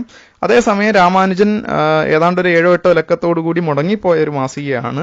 നേരത്തെ നമ്മൾ ഈ പറയുന്ന ആദ്യ ആലോചനാ യോഗത്തിന്റെ കാര്യം പറഞ്ഞ പോലെ രാമാനുജനും ഒരുപാട് അതിന്റെ തുടർച്ച ആയിട്ട് മുന്നോട്ട് പോകാൻ കഴിഞ്ഞില്ല. പക്ഷേ നേരത്തെ പറഞ്ഞ പോലെ വളരെ അഖില കേരള അടിസ്ഥാനത്തിൽ തന്നെ സാഹിത്യകാരന്മാരെയും ആ ഘട്ടത്തിലെ സാമൂഹ്യ മണ്ഡലത്തിൽ വളരെ പ്രബലരായ വ്യക്തികളെയും ഒക്കെ ഈ സ്മാരകത്തെ മുൻനിർത്തി ഒരുമിപ്പിക്കാൻ കഴിഞ്ഞു. സ്മാരകം ആവശ്യമാക്കി പല ലേഖനങ്ങൾ, ഇപ്പോൾ ടി കെ കൃഷ്ണമോഹൻ പോലെ ശങ്കരൻ എംബ്രാന്തിരിയെ പോലെയൊക്കെയുള്ള ആളുകൾ ഇതിനകത്ത് സ്മാരക നിർമ്മാണം ആവശ്യമായി ബന്ധപ്പെട്ട ലേഖനങ്ങൾ എഴുതുന്നുണ്ട്. പിന്നെ ഇതിനെ ഈ കൺസെപ്ച്വലൈസേഷൻ നടക്കുന്നത് പലതരം നെറേറ്റീവുകൾ ഉപയോഗിച്ചിട്ടുണ്ടാണ്. അതിൽ വളരെ പ്രധാനപ്പെട്ട കവിതകൾ ഇതിന്റെ ഭാഗമായിരുന്നു. അതിലെ മംഗള ശ്ലോകങ്ങളൊക്കെ വളരെ പ്രധാനപ്പെട്ടതായിരുന്നു. ഇപ്പോൾ പ്രധാനപ്പെട്ട സാഹിത്യ കേരളവർമ്മ വലിയോയി തമ്പുരാൻ ഇതിന് മംഗള ശ്ലോകം എഴുതുന്നുണ്ട്. കൊടുങ്ങല്ലൂർ കുഞ്ഞിക്കുട്ടൻ തമ്പുരാൻ അതിന് മംഗള ശ്ലോകങ്ങൾ എഴുതുന്നുണ്ട്. നടുവത്ത് അച്ഛൻ നമ്പൂതിരിയുടെ മംഗള ശ്ലോകങ്ങൾ നമുക്ക് അതിനകത്ത് കാണാൻ പറ്റും. അപ്പൊ ആ മംഗള ശ്ലോകങ്ങളും കവിതകളും ഒക്കെ ഈ സ്മാരകം എന്ന നിലയിൽ തുഞ്ചൻ പറമ്പിന്റെ മഹത്വത്തെ പല രീതിയിൽ പ്രചരിപ്പിച്ചുകൊണ്ട് ഉള്ളതായിരുന്നു എന്നുള്ളതും നമ്മൾ ഇതിന്റെ ഭാഗമായിട്ട് പ്രധാനത്തോടെ പരിഗണിക്കേണ്ട ഒരു വസ്തുതയാണ്. ഇപ്പൊ കുഞ്ഞിക്കുട്ടൻ തമ്പുരാൻ തന്നെ എഴുതുന്നത്, പാരാകെ പുകഴും യഥാർത്ഥ കവിയാം തുഞ്ചത്തെഴുത്തച്ഛൻ, ആ രാമാനുജനുള്ള പേരിനി നാം ചെയ്യേണ്ടതാം സ്മാരകം, ഈ രാമാനുജനാലെ മന്നിൽ നിലനിന്നിടുന്നതിനെപ്പോഴും ശ്രീരാമപ്രിയദൂതനാകിയ കവിശ്രേഷ്ഠൻ കടാക്ഷിക്കണം എന്നാ പറയുന്നത്. അപ്പോൾ ആ സ്മാരകത്തിന്റെ നിർമ്മാണവും കൂടെയാണ് അതിൽ സൂചനയായിട്ട് വരുന്നത്. ഇങ്ങനെ ഒരുപാട് നറേറ്റീവുകൾ ഇതിന്റെ ആദർശവൽക്കരിച്ചുകൊണ്ട് തുഞ്ചൻ പറമ്പ് എന്ന് പറയുന്ന സ്മാരകത്തെ കേരളത്തിന്റെ ആവശ്യമായി ഇതൊരു ഭാഷാ ദേശീയ ബോധത്തിന്റെ ഭാഗമായിട്ട് ഈ മാസികയിൽ തുഞ്ചൻ പറമ്പ് മാറുന്നതിന്റെ ഒരുപാട് ആഖ്യാനങ്ങളെ നമുക്ക് കണ്ടെത്താൻ കഴിയും. അങ്ങനെ ഭാഷാ ദേശീയതയുടെ ഭാഷയെ മുൻനിർത്തി ഒരു ദേശീയ അഖില കേരള അടിസ്ഥാനത്തിൽ അതിനെ ഏകീകരിക്കുന്നതിന്റെ ഒക്കെ ഒരുപാട് തലങ്ങൾ, ഒരുപാട് നറേറ്റീവുകൾ നമുക്ക് ഈ ഘട്ടത്തിൽ ഈ രാമാനുജൻ എന്ന് പറയുന്ന മാസികയിൽ കാണാൻ കഴിയും. പക്ഷെ രാമാനുജൻ എന്ന മാസിക, ഞാൻ ഈ പറഞ്ഞ പോലെ ആ മാസികയും ഇതിനെ സ്മാരകം, പിന്നെ അത് മാത്രമല്ല ഈ രാമാനുജൻ മാസികയിൽ തന്നെ മറ്റ് ഈ ആദ്യത്തെ ആലോചനാ യോഗത്തിന്റെ തുടർ നടപടികളെയും ഒക്കെ പറ്റി ഒരുപാട് കാര്യങ്ങൾ വിശദീകരിക്കുന്നുണ്ട്. ഓരോ ലക്കത്തിലും വിശദീകരിക്കുന്നുണ്ട്. ഗുരുവായൂർ അതിന്റെ യോഗം ആലോചിച്ചതിനെയും കേരളത്തിന്റെ പല സ്ഥലങ്ങളിൽ ഈ ആലോചനാ യോഗത്തിന്റെ തുടർച്ചകൾ നടത്താൻ ശ്രമിക്കുന്നതിനെ പറ്റി, നടന്നതായിട്ട് പറയുന്നില്ല, നടക്കാൻ ശ്രമിക്കുന്നതിനെ പറ്റിയിട്ടൊക്കെ രാമാനുജനിൽ പറയുന്നുണ്ട്. അപ്പൊ അത്തരത്തിലുള്ള ആഹ്വാനങ്ങളൊക്കെ രാമാനുജനിൽ പ്രസിദ്ധീകരിക്കുന്നുണ്ട്. അപ്പൊ രാമാനുജൻ മാസികയും ഈ ഈ തുഞ്ചൻ പറമ്പ് എന്ന് പറയുന്ന ഒരു കൺസെപ്ച്വലൈസേഷൻ, ഒരു ഐഡിയയെ എന്താ പറയാ നിർമ്മിക്കുന്നതിൽ വളരെ പ്രധാനപ്പെട്ട ഒരു പങ്ക് ഏറ്റെടുക്കുന്നുണ്ട് എന്നുള്ളതും പ്രധാനപ്പെട്ട ഈ തുഞ്ചൻ പറമ്പിന്റെ ചരിത്രത്തിൽ വളരെ പ്രധാന. അപ്പോൾ മാസിക എന്ന് പറയുന്ന വളരെ ആധുനികമായ ഒരു വിനിമയ മാധ്യമം ഇതിൽ ഇടപെടുന്നു എന്നാണ് ഞാൻ പറഞ്ഞു വന്നത്. രാമാനുജനിൽ മാത്രമല്ല, പിന്നീട് പുറത്ത് അനേകം ആഖ്യാനങ്ങളിലൂടെ, അനേകം മാധ്യമങ്ങളിലൂടെ, ഒട്ടനേകം നറേറ്റീവുകളിലൂടെ തുഞ്ചൻ പറമ്പ് വളരെ വിപുലമാകുന്നുണ്ട്, വളരെ വികസിക്കുന്നുണ്ട്. ചില പേരുകൾ അതിൽ പ്രധാനമാണ്. ഒന്ന് വള്ളത്തോൾ, നേരത്തെ ഞാൻ സൂചിപ്പിച്ച പോലെ വള്ളത്തോൾ നാരായണ മേനോന്റെ പേര് അതിൽ പ്രധാനപ്പെട്ടാണ്. രാമാനുജന്റെ പത്രാധിപരായിട്ട് മാത്രമല്ല, പുറത്ത് അദ്ദേഹത്തിന്റെ കവിതകൾ ഒക്കെ നിരന്തരം ഈ സ്മാരകത്തെ ആദർശവൽക്കരിച്ചുകൊണ്ട് അദ്ദേഹം എഴുതുന്നുണ്ട്. പല കവിതകൾ, ഇപ്പൊ നമ്മൾ പ്രസിദ്ധമായ പല കവിതകളും നമുക്കറിയാം. ഇപ്പൊ ഒരു തോണിയാത്ര പോലെയുള്ള കവിത, തുഞ്ചത്തെഴുത്തച്ഛൻ എന്ന പേരിലുള്ള കവിതകൾ നമുക്കറിയാം. 1920 എഴുതുന്ന ആ കവിതകൾ അറിയാം. അതുപോലെ തന്നെ അപ്രസിദ്ധങ്ങളായ പല കവിതകളും അദ്ദേഹം എഴുതിയിട്ടുണ്ട്. പല മംഗള ശ്ലോകങ്ങളും, ഒട്ടനേകം മംഗള ശ്ലോകങ്ങളും അദ്ദേഹം എഴുത്തച്ഛനെ പ്രമേയമാക്കി സ്മാരകം ഉൾപ്പെടുത്തിക്കൊണ്ട് അദ്ദേഹം എഴുതുന്നുണ്ട്. അപ്പൊ അദ്ദേഹത്തിന്റെ അദ്ദേഹം ഒരു ദേശീയവാദിയായ കവിയായിരുന്നു നമുക്കറിയാം. മലയാളത്തിൽ ദേശീയതയുടെ ഏറ്റവും പ്രധാനപ്പെട്ട ഒരു വക്താവ് വള്ളത്തോളായിരുന്നു. അതേസമയം തന്നെ വെട്ടത്തുനാടിനോട് ചേർന്ന് നിൽക്കുന്ന ഒരു വ്യക്തിയാണ്. അങ്ങനെ പ്രാദേശികമായുള്ള ഒരു അഭിമാനവും ഒരു ദേശീയ ബോധവും ഒക്കെ, വള്ളത്തോളിന്റെ ഒരു ദേശീയ ബോധവും ഒക്കെ ഈ തുഞ്ചൻ പറമ്പിനെ സംബന്ധിച്ച് അദ്ദേഹത്തിന്റെ ഇടപെടലുകളിൽ വളരെ പ്രധാനപ്പെട്ടതായിരുന്നു. അദ്ദേഹത്തിന്റെ പ്രസിദ്ധമായ വരികൾ പിന്നീട് പല ഘട്ടങ്ങളിൽ അത് ഉപയോഗിക്കപ്പെട്ടിട്ടുണ്ട്. അദ്ദേഹത്തിന്റെ പല പ്രയോഗങ്ങളും സാഹിത്യചരിത്രങ്ങളടക്കം പുതുമലയാൺമതൻ മഹേശ്വരൻ എന്നൊക്കെയുള്ള അദ്ദേഹത്തിന്റെ വലിയ വിശേഷണങ്ങൾ പിന്നീട് കൈരളിയുടെ കഥ പോലെയുള്ള സാഹിത്യചരിത്രങ്ങളുടെ ഘട്ടനിർണയമായിട്ട് പോലും മാറിയിട്ടുണ്ട്. അപ്പൊ അങ്ങനെ വളരെ നിർണായകമായിരുന്നു. അദ്ദേഹത്തിന്റെ വരികളൊക്കെ വളരെ പ്രസിദ്ധങ്ങളുമാണ്. ഇപ്പോൾ തുഞ്ചത്ത് എഴുത്തച്ഛനിൽ തന്നെ കാണുന്ന വെട്ടത്തു നാട്ടിൻ നിത്യ സൗഭാഗ്യ സൽസിന്ദൂര പൊട്ടുപോലെഴും തുഞ്ചൻ പറമ്പേ നമസ്കാരം, കളഗാനത്തോടു തത്തപ്പെൺമണി തത്തിക്കളിച്ച തളിർച്ചെടി പടർപ്പേ നമസ്കാരം, ചേണൊക്കും പുതുമലയാൺമതൻ മഹേശ്വരൻ വാണരുളിയ പുണ്യക്ഷേത്രമേ നമസ്കാരം. ഇങ്ങനെ തുഞ്ചൻ പറമ്പിനെ നിരന്തരം അദ്ദേഹം അഡ്രസ് ചെയ്യുന്നുണ്ട്, വളരെയധികം ആദർശവൽക്കരിക്കുന്നുണ്ട്. സ്വാഭാവികമായിട്ടും അദ്ദേഹത്തിന്റെ ദേശാഭിമാനം, ദേശീയ ബോധമൊക്കെ, ഒരു കേരളീയ ദേശാഭിമാനം ഒക്കെ, ദേശബോധമൊക്കെ അതിൽ വളരെയേറെ പ്രവർത്തിക്കുന്നുണ്ട് എന്ന് നമുക്കറിയാം. അങ്ങനെ ഒരു ദേശീയതയുടെ, ദേശബോധത്തിന്റെ ഒക്കെ ഒരു പ്രധാനപ്പെട്ട ചിഹ്നമായി ഈ ഘട്ടത്തിൽ തുഞ്ചൻ പറമ്പ് മാറുന്നുണ്ട്. അപ്പൊ തുഞ്ചൻ പറമ്പ് എന്ന് പറയുന്ന വളരെ ഒരു ആദർശാത്മകമായ ഭാവന, ഒരു ഭൗതിക സ്മാരകം രൂപപ്പെട്ടിട്ടില്ലെങ്കിൽ കൂടെ ഒരു സ്മാരക രൂപം, ഒരു ആശയ രൂപം അത് ആർജിച്ചെടുക്കുന്നുണ്ട്. ഒരുപാട് വരികൾ ഇതേപോലെ ഉണ്ട്. അദ്ദേഹത്തിന്റെ മുഖ്യധാര ഇല്ലാത്ത പല കവിതകളും ഉണ്ട്. 1950-കൾക്ക് മുമ്പ് തന്നെ എഴുതുന്ന പല കവിതകൾ. ഇപ്പൊ അതിൽ ചിലതിൽ കാണുന്ന വരികൾ ഇതാ: കിഴക്കേ കരമേൽ പറമ്പൊന്നൊരാലയത്തിൽ തറയൊത്തു കാണുമു, മറ്റെന്തിൻ നേർക്ക് നമസ്കരിക്ക സാഷ്ടാംഗമായി നീ മലയാള ഭാഷയെ എന്നാ പറയുന്നത്. അങ്ങനെ ഭാഷയെ മുൻനിർത്തി, ഭാഷയുടെ ഒരു വളരെ പ്രധാനപ്പെട്ട, അതിന്റെ ഈ പാരമ്പര്യത്തിന്റെ വളരെ പ്രധാനപ്പെട്ട ഒരു കേന്ദ്രമായി ഈ നറേറ്റീവുകൾ അതിനെ വ്യാപകമായി കൊണ്ടാടുന്നുണ്ട്. അത് പല മാസികകൾ പ്രസിദ്ധീകരിക്കുന്നുണ്ട്. അങ്ങനെ പ്രധാനപ്പെട്ട ഒരു റോള് വള്ളത്തോൾ തന്നെ ഇതിൽ വഹിക്കുന്നുണ്ട്. വള്ളത്തോൾ മാത്രമല്ല, മറ്റു അനേകം കവിതകൾ, KVMന്റെ ചില കവിതകൾ, KVM എഴുതുന്ന എഴുത്തച്ഛന്റെ കിളി പോലെയുള്ള കവിതകൾ, KP ശങ്കരൻ നായരുടെ കവിതകൾ, KK രാജയുടെ കവിതകൾ. അപ്പോൾ അതിൽ ഇടശ്ശേരിയുടെ കവിത നമുക്ക് പ്രസിദ്ധമാണ്. ഹനുമൻ സേവ തുഞ്ചൻ പറമ്പിൽ എന്ന് പറയുന്ന കവിതയുണ്ട്. ചേലനാട്ടച്യുതമേനോൻ കവിത എഴുതുന്നുണ്ട്. കോയിത്തട്ടയുടെ കോയിത്തട്ടയുടെ കവിത നമുക്ക് അതിനകത്ത് വളരെ പ്രസിദ്ധമായിട്ട് കാണാം. ഇങ്ങനെ ഒരുപാട് കവിതകൾ ഈ ഘട്ടത്തിൽ എഴുതുന്നുണ്ട്. കവിത മാത്രമല്ല, സാഹിത്യ ചരിത്രങ്ങൾ ഇത് പ്രമുഖ വിഷയമാക്കി എടുക്കുന്നുണ്ട്. ഇപ്പോൾ ഉള്ളൂരൊക്കെ പറയുന്നത് അഭംഗുരമായ വൈശിഷ്ട്യമുള്ള ഒരു സ്ഥലം ആയിട്ട് ഇത് മാറുന്നത്. ഞാൻ പറഞ്ഞ ആ ഘട്ടത്തിലൊന്നും ഒരു സ്മാരകമായി മാറുന്നില്ലെങ്കിൽ പോലും അതിനെ ഒരു സ്മാരകമായി, സ്മാരക രൂപത്തിൽ വിഭാവന ചെയ്യാൻ ആ ഘട്ടത്തിലെ സാഹിത്യ പൊതുമണ്ഡലം നിരന്തരം ശ്രമിക്കുന്നുണ്ട് എന്നുള്ളതാണ് ഇതിലെ വാസ്തവം. അതുപോലെ തന്നെ അക്കിത്തത്തിന്റെ കവിതയുണ്ട്, വീണ്ടും തുഞ്ചൻ പറമ്പിൽ. വളരെ പ്രസിദ്ധമായിട്ടുള്ള ഒരു കവിതയാണ് വീണ്ടും തുഞ്ചൻ പറമ്പിൽ എന്ന പേരിൽ അക്കിത്ത എഴുതുന്നത്. അല്ലാതെ എഴുത്തച്ഛനെ പറ്റി വേറെ കവിതകളുണ്ട്, അക്കിത്തത്തിന്റെ തന്നെ അല്ലാതെയുണ്ട്. അപ്പോൾ അങ്ങനെ നിരവധി കവികൾ ഇതിൽ വ്യാപകമായിട്ട് ഈ തുഞ്ചൻ പറമ്പിനെ ഒരു സ്മാരകമായി കണ്ടുകൊണ്ട്, ഒരു ആദർശ ഭാവനയായി കണ്ടുകൊണ്ട് കവിതകൾ രചിക്കുന്നുണ്ട്. ഉടനീളം കവിതകൾ ഉണ്ടാവുന്നുണ്ട്. എന്ന് മാത്രമല്ല, ഈ കവിതയുടെ ഒരു ശേഷിയെ പറ്റിയിട്ടുള്ള ആലോചനകളും വേണ്ടതാണ്. കാരണം പലരും പിന്നീട് 50-കൾക്ക് ശേഷം ഇത് സ്മാരക രൂപം ആർജിക്കുന്ന സമയത്ത്, ഭൗതിക സ്മാരക രൂപം ആർജിക്കുന്ന സമയത്ത് ആ ഘട്ടത്തിൽ നടന്ന ചർച്ചകളിലൊക്കെ ഈ കവിതകളൊക്കെ കടന്നു വരുന്നുണ്ട്. ഇപ്പോൾ ശ്രീകൃഷ്ണകറുപ്പിനെ പോലെയൊക്കെയുള്ളവർ എഴുതുന്ന ലേഖനത്തിൽ ഇങ്ങനെയൊക്കെ പരാമർശമുണ്ട്. ആ പുണ്യസ്ഥലം രാഷ്ട്രത്തിന്റെ പൊതുസ്വത്താകണം, അവിടെ ഉടനെ ഉചിതമായ ഒരു സ്മാരകവും വേണം, കാര്യം നടത്തുവാൻ ആരുണ്ട് മുന്നിൽ. ആ തുഞ്ചൻ പറമ്പിനെ പറ്റി 33 കൊല്ലം മുമ്പ് മഹാകവി വള്ളത്തോൾ പാടിയത് ഏതൊരു കേരളീയന്റെയും ഉൾത്തടത്തിൽ പതിയേണ്ടതാണ്. ഇങ്ങനെ വള്ളത്തോൾ ഒരു ചരിത്രം, ഇന്ന് മാത്രമല്ല ഒരുപാട് വിവരണങ്ങളുണ്ട്. പിന്നീട് അങ്ങോട്ട് ഇതിന്റെ വള്ളത്തോൾ വിവരിച്ച് കാണുന്ന എഴുത്താണിയൊക്കെ ഇപ്പൊ കണ്ടുകിട്ടിയിട്ടുണ്ട് എന്നൊക്കെ ഉള്ള തരത്തിൽ പറയുന്നുണ്ട്. അപ്പോൾ ചരിത്ര വസ്തുതകളോട് പോലും ഈ കവിതകളെ ബന്ധിപ്പിച്ച് പറയുന്ന രീതി നമുക്ക് പിന്നീട് പലയിടത്തും കാണാം. അപ്പോൾ ഇതാണ് ഈ 50-കൾ വരെ ഞാൻ ഉദ്ദേശിച്ചത്. ഈ 50-കൾ വരെയുള്ള കാലഘട്ടത്തിൽ നടന്ന ആധുനികതയുടെ ഒരു പ്രക്രിയ എന്നുള്ള നിലയിൽ തുഞ്ചൻ പറമ്പിന്റെ ഒരു സങ്കല്പന രൂപീകരണത്തെ പറ്റിയാണ് പറഞ്ഞത്. ഇതിന് ശേഷം 50-കൾക്ക് ശേഷം, വിശേഷിച്ചും 1954 ആവുന്നതോടുകൂടിയാണ് ഒരു ഭൗതിക സ്മാരകത്തിന്റെ നിർമ്മാണം ആരംഭിക്കുന്നത് എന്ന് നമുക്ക് പറയാം. അതിന് ഒരു വിശാലമായ ചരിത്രമുണ്ട്. അതിപ്പോൾ അത്രമേൽ സൂക്ഷ്മമായി അതിലേക്ക് പോകാൻ വഴിയില്ല. എന്ന് മാത്രമല്ല, ഞാൻ ഇതിന്റെ ഈ കൺസെപ്ച്വലൈസേഷൻ, ആധുനികതയെ മുൻനിർത്തിയുള്ള ഒരു കൺസെപ്ച്വലൈസേഷനെ പറ്റിയിട്ടാണ് പറയാൻ ശ്രമിച്ചത്. അതിനുശേഷം വലിയ വലിയ ചരിത്രമുണ്ട്. അത് നമുക്ക് വളരെ സൂക്ഷ്മമായി നോക്കിയാൽ, ഇപ്പോൾ ഡോക്ടർ കെ ശ്രീകുമാറിന്റെ പുസ്തകത്തിലൊക്കെ വളരെ സൂക്ഷ്മമായി, വളരെ സുതാര്യമായി ആ വിവരങ്ങളെല്ലാം ഉണ്ട്. അത് തുഞ്ചൻ സ്മാരക സമിതിയുടെ ഒക്കെ അഭ്യർത്ഥന പ്രകാരം അദ്ദേഹം രചിച്ചൊരു പുസ്തകമാണ്.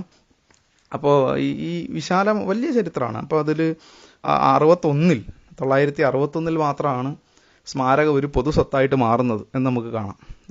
സർക്കാർ ഇത് അക്വയർ ചെയ്യുന്നത്, സ്ഥലം അക്വയർ സ്വകാര്യ വ്യക്തിയിൽ നിന്ന് അക്വയർ ചെയ്യുന്നത് പോലും 1961 കാണാം. അപ്പോൾ 61 അത് ഈ ഭൗതിക സ്മാരകം പൊതുസ്വത്ത് ആയി മാറുന്നത് പോലും. പക്ഷെ അതിനു മുമ്പ് തുഞ്ചൻ പറമ്പ് എന്ന് പറയുന്ന ആശയം കേരളീയ പൊതുമണ്ഡലത്തിൽ പൊതുസ്വത്തായി മാറിക്കഴിഞ്ഞു. അത് ഞാൻ ഈ പറഞ്ഞ ഈ സവിശേഷമായ ചരിത്ര പ്രക്രിയയിലൂടെയാണ് അത് അങ്ങനെ സംഭവിച്ചിട്ടുള്ളത്. പിന്നെ ഒരുപാട് ആളുകൾ ഇതിന്റെ പുറകിൽ, പിന്നെ ഈ ഘട്ടത്തിൽ തന്നെ, ഈ സ്മാരക നിർമ്മാണത്തിന്റെ ഘട്ടത്തിൽ തന്നെ ഒരുപാട് ആളുകളുടെ കഠിനാധ്വാനം അതിന് പുറകിൽ ഉണ്ടായിരുന്നു. അതൊക്കെ എടുത്തു പറയേണ്ടതാണ്. ഇപ്പോൾ കെ പി കേശവമേനോനെ പോലെയൊക്കെയുള്ള ആളുകൾ അതിനായിട്ട് വലിയ പ്രവർത്തനങ്ങൾ നടത്തുന്നുണ്ട്. ഇപ്പോൾ ഈ സർവോദയ സംഘമാണ് 1954 അവിടെ ആദ്യം ചെന്നിട്ട് ഇങ്ങനൊരു സ്മാരക ആവശ്യം മുൻനിർത്തി രണ്ടാമതൊരു യോഗം കൂടുന്നു. എടശ്ശേരി ഗോവിന്ദൻ നായരെ പോലെയുള്ള ആളുകൾ അതിൽ പങ്കെടുക്കുന്നുണ്ട്. അതിനുശേഷം കെ പി കേശവമേനോൻ രംഗത്തേക്ക് വരുന്നു. തുഞ്ചൻ ദിനം ആഘോഷിക്കുന്നു. കെ പി കേശവമേനോൻ ഈ ട്രസ്റ്റിന്റെ ചുമതലയിലേക്ക് വരുന്നു. അദ്ദേഹം നമ്മൾ കാണുന്ന കൃഷ്ണശിലാ മണ്ഡപം പോലെയുള്ള വലിയ സ്മാരകത്തിന്റെ രൂപങ്ങൾ അദ്ദേഹത്തിന്റെ ഒരു ആശയത്തിന്റെ പശ്ചാത്തലത്തിലാണ് അവിടെ നിർമ്മിക്കപ്പെടുന്നത്. അങ്ങനെ വലിയ പങ്കാണ് കെ പി കേശവമേനോനും മാതൃഭൂമിയൊക്കെ ആ ഘട്ടത്തിൽ ചെയ്തിട്ടുള്ളത്. അതുപോലെ തന്നെ എസ് കെ പൊറ്റക്കാടിന്റെ ഇടപെടലുണ്ടായിരുന്നു. അദ്ദേഹം അതിന്റെ തലപ്പത്ത് ഈ ട്രസ്റ്റിന്റെ ചുമതല ഏറ്റെടുത്തിട്ടുണ്ടായിരുന്നു. അങ്ങനെ ഒരുപാട് വ്യക്തികൾ, ഒരുപാട് സാഹിത്യകാരന്മാർ, ജി ശങ്കരക്കുറുപ്പുണ്ടായിരുന്നു. അങ്ങനെ പല ആളുകളുണ്ട്. ഇപ്പൊ അത് വിശദീകരിക്കാനുള്ള ഒരു സമയം ഇവിടെ ഇല്ലാത്തത് കൊണ്ടും അതല്ല പ്രധാനമായി ഈ അവതരണത്തിൽ ഉദ്ദേശിക്കുന്നത് എന്നുള്ളത് കൊണ്ടും ഞാൻ ആ വിശദീകരണത്തിലേക്കൊന്നും പോകുന്നില്ല. പിന്നീട് തീർച്ചയായിട്ടും എം ടി വാസുദേവൻ നായരുടെ കാര്യം പറയേണ്ട ഒരു വസ്തുതയാണ്. 1992 അദ്ദേഹം അവിടുത്തെ ചെയർമാനായിട്ട് സ്ഥാനമേറ്റെടുക്കുന്നത് എന്നാണ് എൻ്റെ ഓർമ്മ. അപ്പോൾ അതിന് ശേഷം ഒരു അന്താരാഷ്ട്ര തലത്തിൽ പ്രസിദ്ധമായ ഒരു സ്മാരകമായിട്ട് ഇന്ന് നാം കാണുന്ന ഏതാണ്ട് എല്ലാ രൂപങ്ങളോടും കൂടിയ ഒരു വളരെ ആധുനികീകരിക്കപ്പെട്ട, അങ്ങനെ കൂടെ പറയണം, ആധുനികീകരിക്കപ്പെട്ട ഒരു സ്മാരകം. ഇപ്പോൾ ഡിജിറ്റൽ ലൈബ്രറി, ഗ്രന്ഥാലയം, അങ്ങനെ ഇപ്പോൾ ടൂറിസം പദ്ധതിയായിട്ട് അത് ബന്ധപ്പെട്ട് കിടക്കുന്നു. അങ്ങനെ വളരെ ആധുനികീകരിച്ച ഒരു സങ്കല്പമായി തുഞ്ചൻ പറമ്പിനെ വികസിക്കുന്നത് ഒരുപക്ഷെ എം ടി വാസുദേവൻ നായർ അതിന്റെ ചുമതല ഏറ്റെടുക്കുന്നതോടുകൂടിയാണെന്ന് വേണമെങ്കിൽ ഇതിനോട് കൂട്ടിച്ചേർക്കാവുന്നതാണ്. അതേപോലെ തന്നെ എല്ലാ വ്യക്തികൾക്കും, K P Kesavamenon, S K Pottekkadan, അതിനിടയിൽ സർക്കാർ പ്രതിനിധികൾ ഇതിന്റെ അധികാര കേന്ദ്രത്തിലേക്ക് വരുന്നുണ്ട്. അവരുടെ പ്രവർത്തനവും വളരെ പ്രധാനമാണ്. ഒറ്റയായ വ്യക്തികൾ, താരതമ്യേന അപ്രസിദ്ധരായ ഒരുപാട് വ്യക്തികളുടെ പ്രവർത്തനമുണ്ട്. ജനകീയമായ കൂട്ടായ്മയുണ്ട്. ആ ഘട്ടത്തിലെ തിരൂരിലെ ജനങ്ങൾ ഇതിനെ വലിയ തോതിൽ ഒരു സ്മാരക രൂപം കൈവരിക്കുന്നതിന് പിന്നിൽ ഒരുപാട് പ്രവർത്തനങ്ങൾ നടത്തുന്നുണ്ട് ആദ്യഘട്ടം മുതൽ തന്നെ. അങ്ങനെ ഒരുപാട് മനുഷ്യരുടെ പ്രയത്നവും പലതരം സാമ്പത്തിക പരാധീനതകളെ മറികടക്കാനുള്ള വ്യക്തിപരമായ പ്രവർത്തനങ്ങളും എല്ലാം ചേർന്നിട്ടാണ് ഇന്ന് നമ്മൾ കാണുന്ന തുഞ്ചൻ പറമ്പ് എന്ന സ്മാരകം, ഈ ഭൗതിക സ്മാരകം നിലനിൽക്കുന്നത് എന്ന് പറയാം. ഇനി ഇതിനെ ഈ സ്ഥലപരമായ ചില ചിന്തകളിലേക്ക്, പുതിയ ഈ സ്പേഷ്യൽ സ്റ്റഡീസിന്റെ ചില ചിന്തകളിലേക്ക് ഇതിനെ ഒന്ന് ചേർത്ത് നിർത്തിയാൽ അതിൽ പ്രധാനപ്പെട്ട ഒരു സങ്കല്പനം മുമ്പോട്ട് വെക്കുന്നത് എഡ്വേർഡ് സോജ എന്ന് പറയുന്ന ഒരു അമേരിക്കൻ ഒരു പോസ്റ്റ് മോഡേൺ പൊളിറ്റിക്കൽ ജിയോഗ്രഫറാണ് എഡ്വേർഡ് സോജ. അപ്പോൾ സോജയെ പറ്റിയിട്ടൊക്കെ ഇപ്പം വലിയ ചർച്ചകൾ നടക്കുന്നുണ്ട്. സ്പെഷ്യാലിറ്റിയെ സംബന്ധിച്ച പലതരം അവതരണങ്ങൾ, ഇപ്പോൾ റഫീഖ് ഇബ്രാഹിം ഒക്കെ വളരെ വിശദമായിട്ട്, എൻ്റെ സുഹൃത്തു കൂടിയാണ്, വളരെ വിശദമായിട്ട് അത് പലയിടത്തും സംസാരിക്കുന്നുണ്ട്. അപ്പോൾ അതിൽ ഈ സോജ ഈ ലെഫബേർ എന്ന് പറയുന്ന, ലെവ്രെ എന്നൊക്കെ പറയുന്ന ഒരു മാർക്സിസ്റ്റ് ജിയോഗ്രഫർ ഉണ്ട്. അപ്പോൾ അദ്ദേഹത്തിന്റെ ഒരു സ്പേഷ്യൽ ട്രയാഡ് ഉണ്ട്. 3 തലങ്ങളായിട്ട് സ്പേസിനെ നോക്കി കാണുന്ന ഒരു സങ്കല്പമാണ്. അപ്പം ഈ സോജ ആ സങ്കല്പത്തെ വികസിപ്പിച്ചുകൊണ്ട് മറ്റൊരു ത്രിമാന സങ്കല്പം സ്പേസിനെ സംബന്ധിച്ച് മുമ്പോട്ട് വെക്കുന്നുണ്ട്. ആ സങ്കല്പം എന്ന് പറയുന്നത് first space, second space, third space എന്നിങ്ങനെ 3 തലത്തിലാണ് അദ്ദേഹം സ്പേസിനെ കാണുന്നത്. ഒരു ഇടത്തെ അദ്ദേഹം കാണുന്നത് ഈ 3 തലത്തിലാണ്. അപ്പം അതിൽ ഫസ്റ്റ് സ്പേസ് എന്ന് പറയുന്നത്, ഞാനിത് വളരെ പ്രാഥമികമായിട്ടുള്ള ഒരു അറിവിനെ മുൻനിർത്തിയിട്ടാണ് ഇത് അവതരിപ്പിക്കുന്നത് എന്നൊരു മുൻകൂർ ജാമ്യം കൂടെ എടുക്കുകയാണ്. ഇപ്പോൾ ഈ സ്പെഷ്യാലിറ്റി സംബന്ധിച്ച് റോബർട്ട് ടി ടാലിയുടെയൊക്കെ റൂട്ട്ലിഡ്ജ് ക്രിട്ടിക്കൽ ഇഡിയ ഒക്കെ വായിച്ചിട്ടുള്ള വളരെ പെരിഫറലായ ഒരു അറിവ് മാത്രമാണ് ഉള്ളത്. പിന്നെ 1-2 അല്ലാത്ത സെക്കൻഡറി ഒക്കെ ആയ മെറ്റീരിയൽ മാത്രമേ ഉപയോഗിച്ചിട്ടുള്ളൂ. അതുകൊണ്ട് അതിൻ്റെ ആഴങ്ങളിലേക്കൊന്നും പോവാൻ ഞാൻ ഈ സമയത്ത് ശക്തനല്ല എന്നുകൂടി പറയട്ടെ.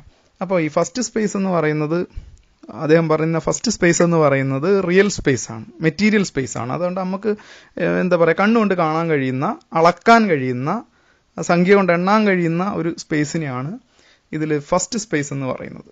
അത് റിയൽ സ്പേസ് എന്ന് പറയുന്നത്. അതിപ്പം തുഞ്ചൻ പറമ്പിനെ പറ്റി പറയുകയാണെങ്കിൽ, തുഞ്ചൻ പറമ്പിന്റെ സ്ഥലം, ഒരു സ്മാരക രൂപം, ആ കെട്ടിടങ്ങൾ ഒക്കെ അടങ്ങുന്ന ഒരു സ്ഥലപരമായ അതിർത്തിയോടുകൂടിയ സ്മാരകത്തെയാണ് ഒരു ഫസ്റ്റ് സ്പേസ് ആയിട്ട് നമുക്ക് എടുക്കാൻ കഴിയുന്നത്. ഇനി സെക്കൻഡ് സ്പേസ് എന്ന് അദ്ദേഹം പറയുന്നത്, അത് ഒരു ഇമാജിൻഡ് സ്പേസ് ആയിട്ട്, അങ്ങനെ സമ്പൂർണ്ണമായി ഇമാജിൻ എന്നുള്ള അർത്ഥത്തിൽ ഒരു മെന്റൽ കൺസ്ട്രക്റ്റ് ആയിട്ടാണ് അദ്ദേഹം അതിനെ കാണുന്നത്. അത് പലതരം നറേറ്റീവുകളിലൂടെ രൂപപ്പെടുന്ന ഒന്നിനെയാണ് അദ്ദേഹം ഈ മെന്റൽ സ്പേസ്, ഈ സെക്കൻഡ് സ്പേസ് എന്ന് പറയുന്നത് മെന്റൽ കൺസ്ട്രക്റ്റ് ആയിട്ട് കാണുന്ന ഒരു സ്പേസിനെയാണ്. അത് എംപിരിക്കൽ അല്ല, വസ്തുനിഷ്ഠമല്ല. ആ സ്ഥലം ഈ പറയുന്ന ഒരുപാട് നറേറ്റീവിലൂടെ, ഒരുപാട് ആഖ്യാനങ്ങളിലൂടെ വരുന്നതാണ്, അല്ലെ? അത് അമൂർത്തമാണ്, അമൂർത്തമായൊരു സങ്കല്പമാണ് ഈ സെക്കൻഡ് സ്പേസ് എന്ന് പറയുന്നത്. ഇത് രണ്ടും കൂടെ ചേരുന്നതിനെയാണ് എഡ്വേർഡ് സോജ തേർഡ് സ്പേസ് എന്ന് പറയുന്നത്.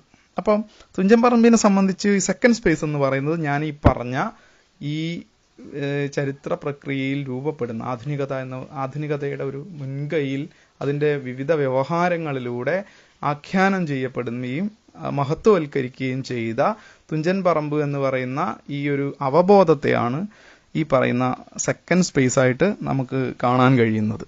ആ നിലയിൽ അപ്പോൾ ഈ സോജയുടെ ഒരു പ്രത്യേകത, അദ്ദേഹം ഈ സ്പേസ് എന്ന് പറയുന്ന സങ്കല്പത്തിന് കൂടുതൽ മേൽക്കൈ നൽകുന്നത് ഈ പറഞ്ഞ സെക്കൻഡ് സ്പേസിനാണ്.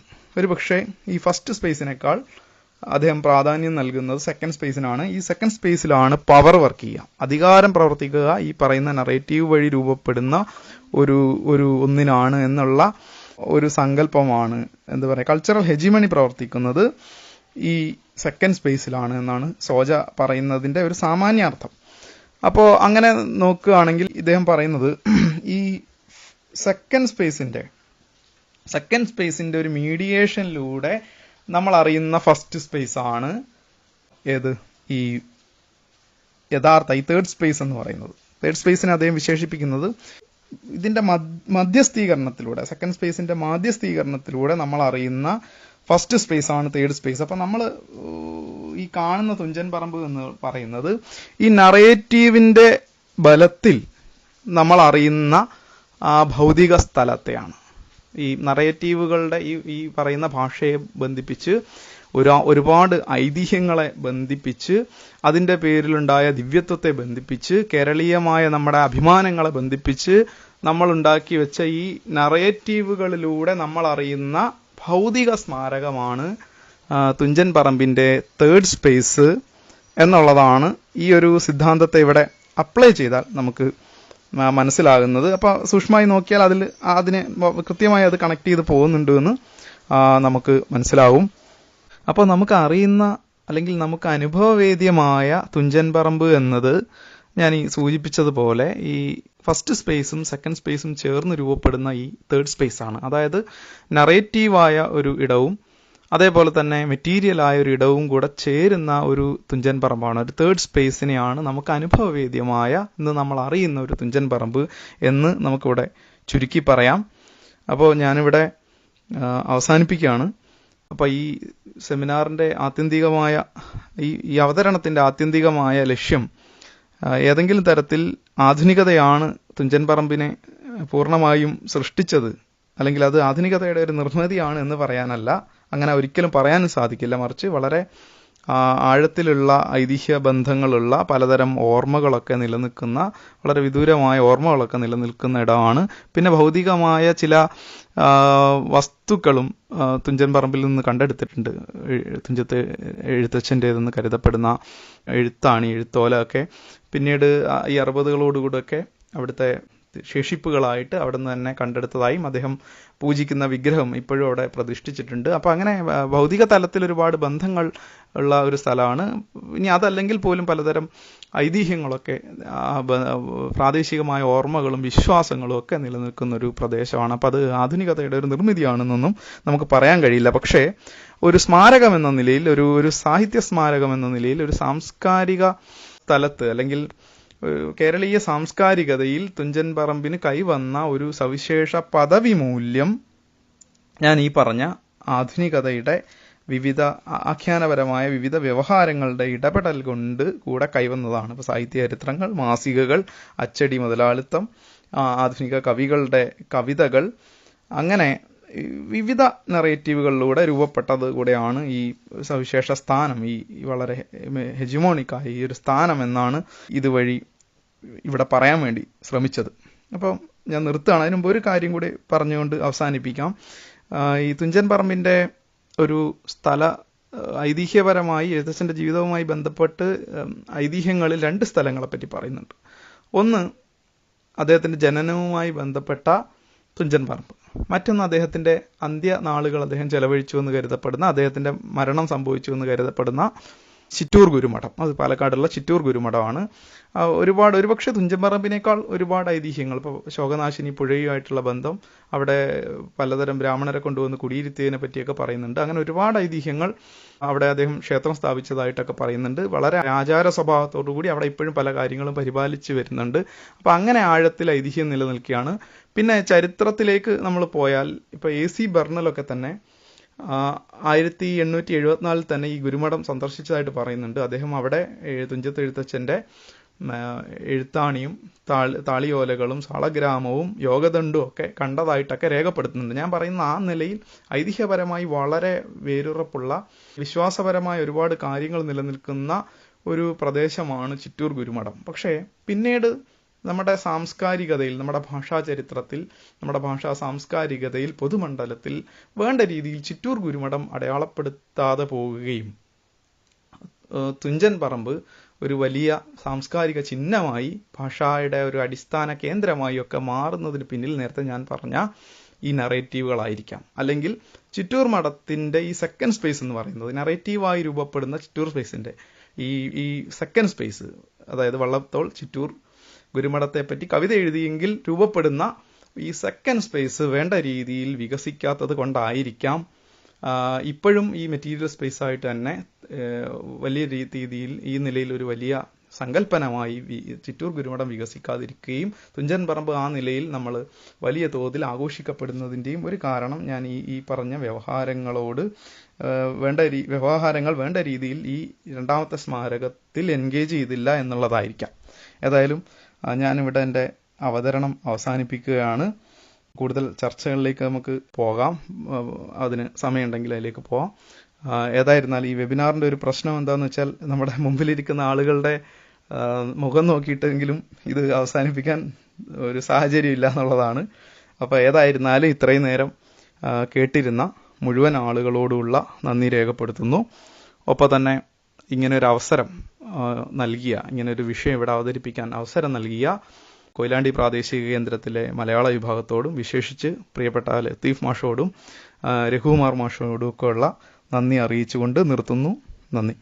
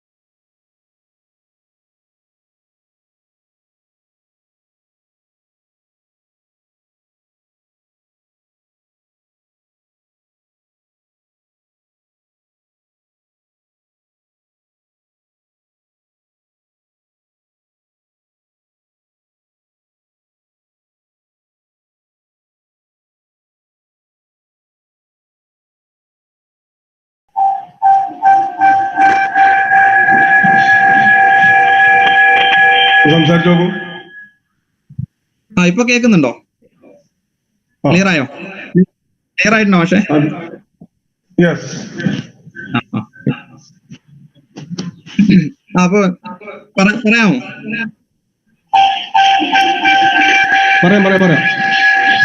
പറയാം. ആ ചോദ്യത്തിനെ ഇപ്പൊ കേൾക്കുന്നുണ്ടോ? ക്ലിയർ ആയോ? ക്ലിയർ ആയിട്ടുണ്ടോ പക്ഷേ?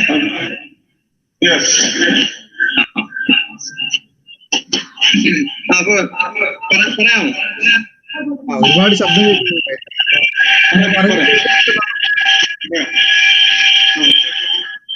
ആ ചോദ്യത്തിനെ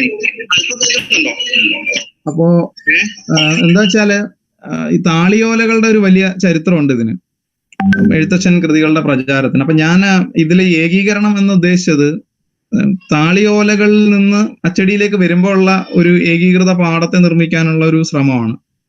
ഇപ്പൊ നമ്മൾ ഈ ശ്രീലേഖ ഒക്കെ എഡിറ്റ് ചെയ്ത ഈ താളിയോലകളുടെ സ്ഥിതി വിവരങ്ങളെ പറ്റിയിട്ടുള്ള ഒരു ഗ്രന്ഥമുണ്ട്. അത് ഈ ഓറിയൻ മാൻസ്ക്രിപ്റ്റ് ലൈബ്രറി എന്നാണ് അത് ഇറക്കിയിട്ടുള്ളത്. അപ്പൊ അതിലൊക്കെ നോക്കുമ്പോൾ തന്നെ, അല്ലെങ്കിൽ ഞാൻ അവിടെ പോയി അത് നോക്കിയിട്ടുണ്ട് ചിലതൊക്കെ, അപ്പം പലതരത്തിലുള്ള വ്യത്യാസങ്ങൾ, പല പ്രക്ഷുബ്ധമായിട്ടുള്ള പല ഭാഗങ്ങളും പല കൃതികളിലും ഉണ്ട്. അത് ഈ താളിയോല സ്വാഭാവികമായിട്ടും അങ്ങനെ തന്നെ ആയിരിക്കുമല്ലോ. അപ്പോ അതിൽ നിന്ന് ഇതിനെ ഏകീകരിക്കാൻ ശ്രമിച്ചു എന്നാണ് ഞാൻ. അങ്ങനെ ഒരു പാഠത്തെ നിർമ്മിക്കാൻ ഈ മുതലിയാര് മുതലുള്ള ആളുകൾ ശ്രമിച്ചിട്ടുണ്ട് എന്നാണ് ഞാൻ പറഞ്ഞത്. അത് പല ഭാഗങ്ങളും ചിലതില്ല, ചിലത് അവസാനിക്കുന്നത് വേറൊരു തരത്തിലാണ്, ചില താളിയോലകൾ അവസാനിച്ചു പോകുന്നത് വേറൊരു തരത്തിലാണ്, പലതിനും പൂർണ്ണതയില്ല.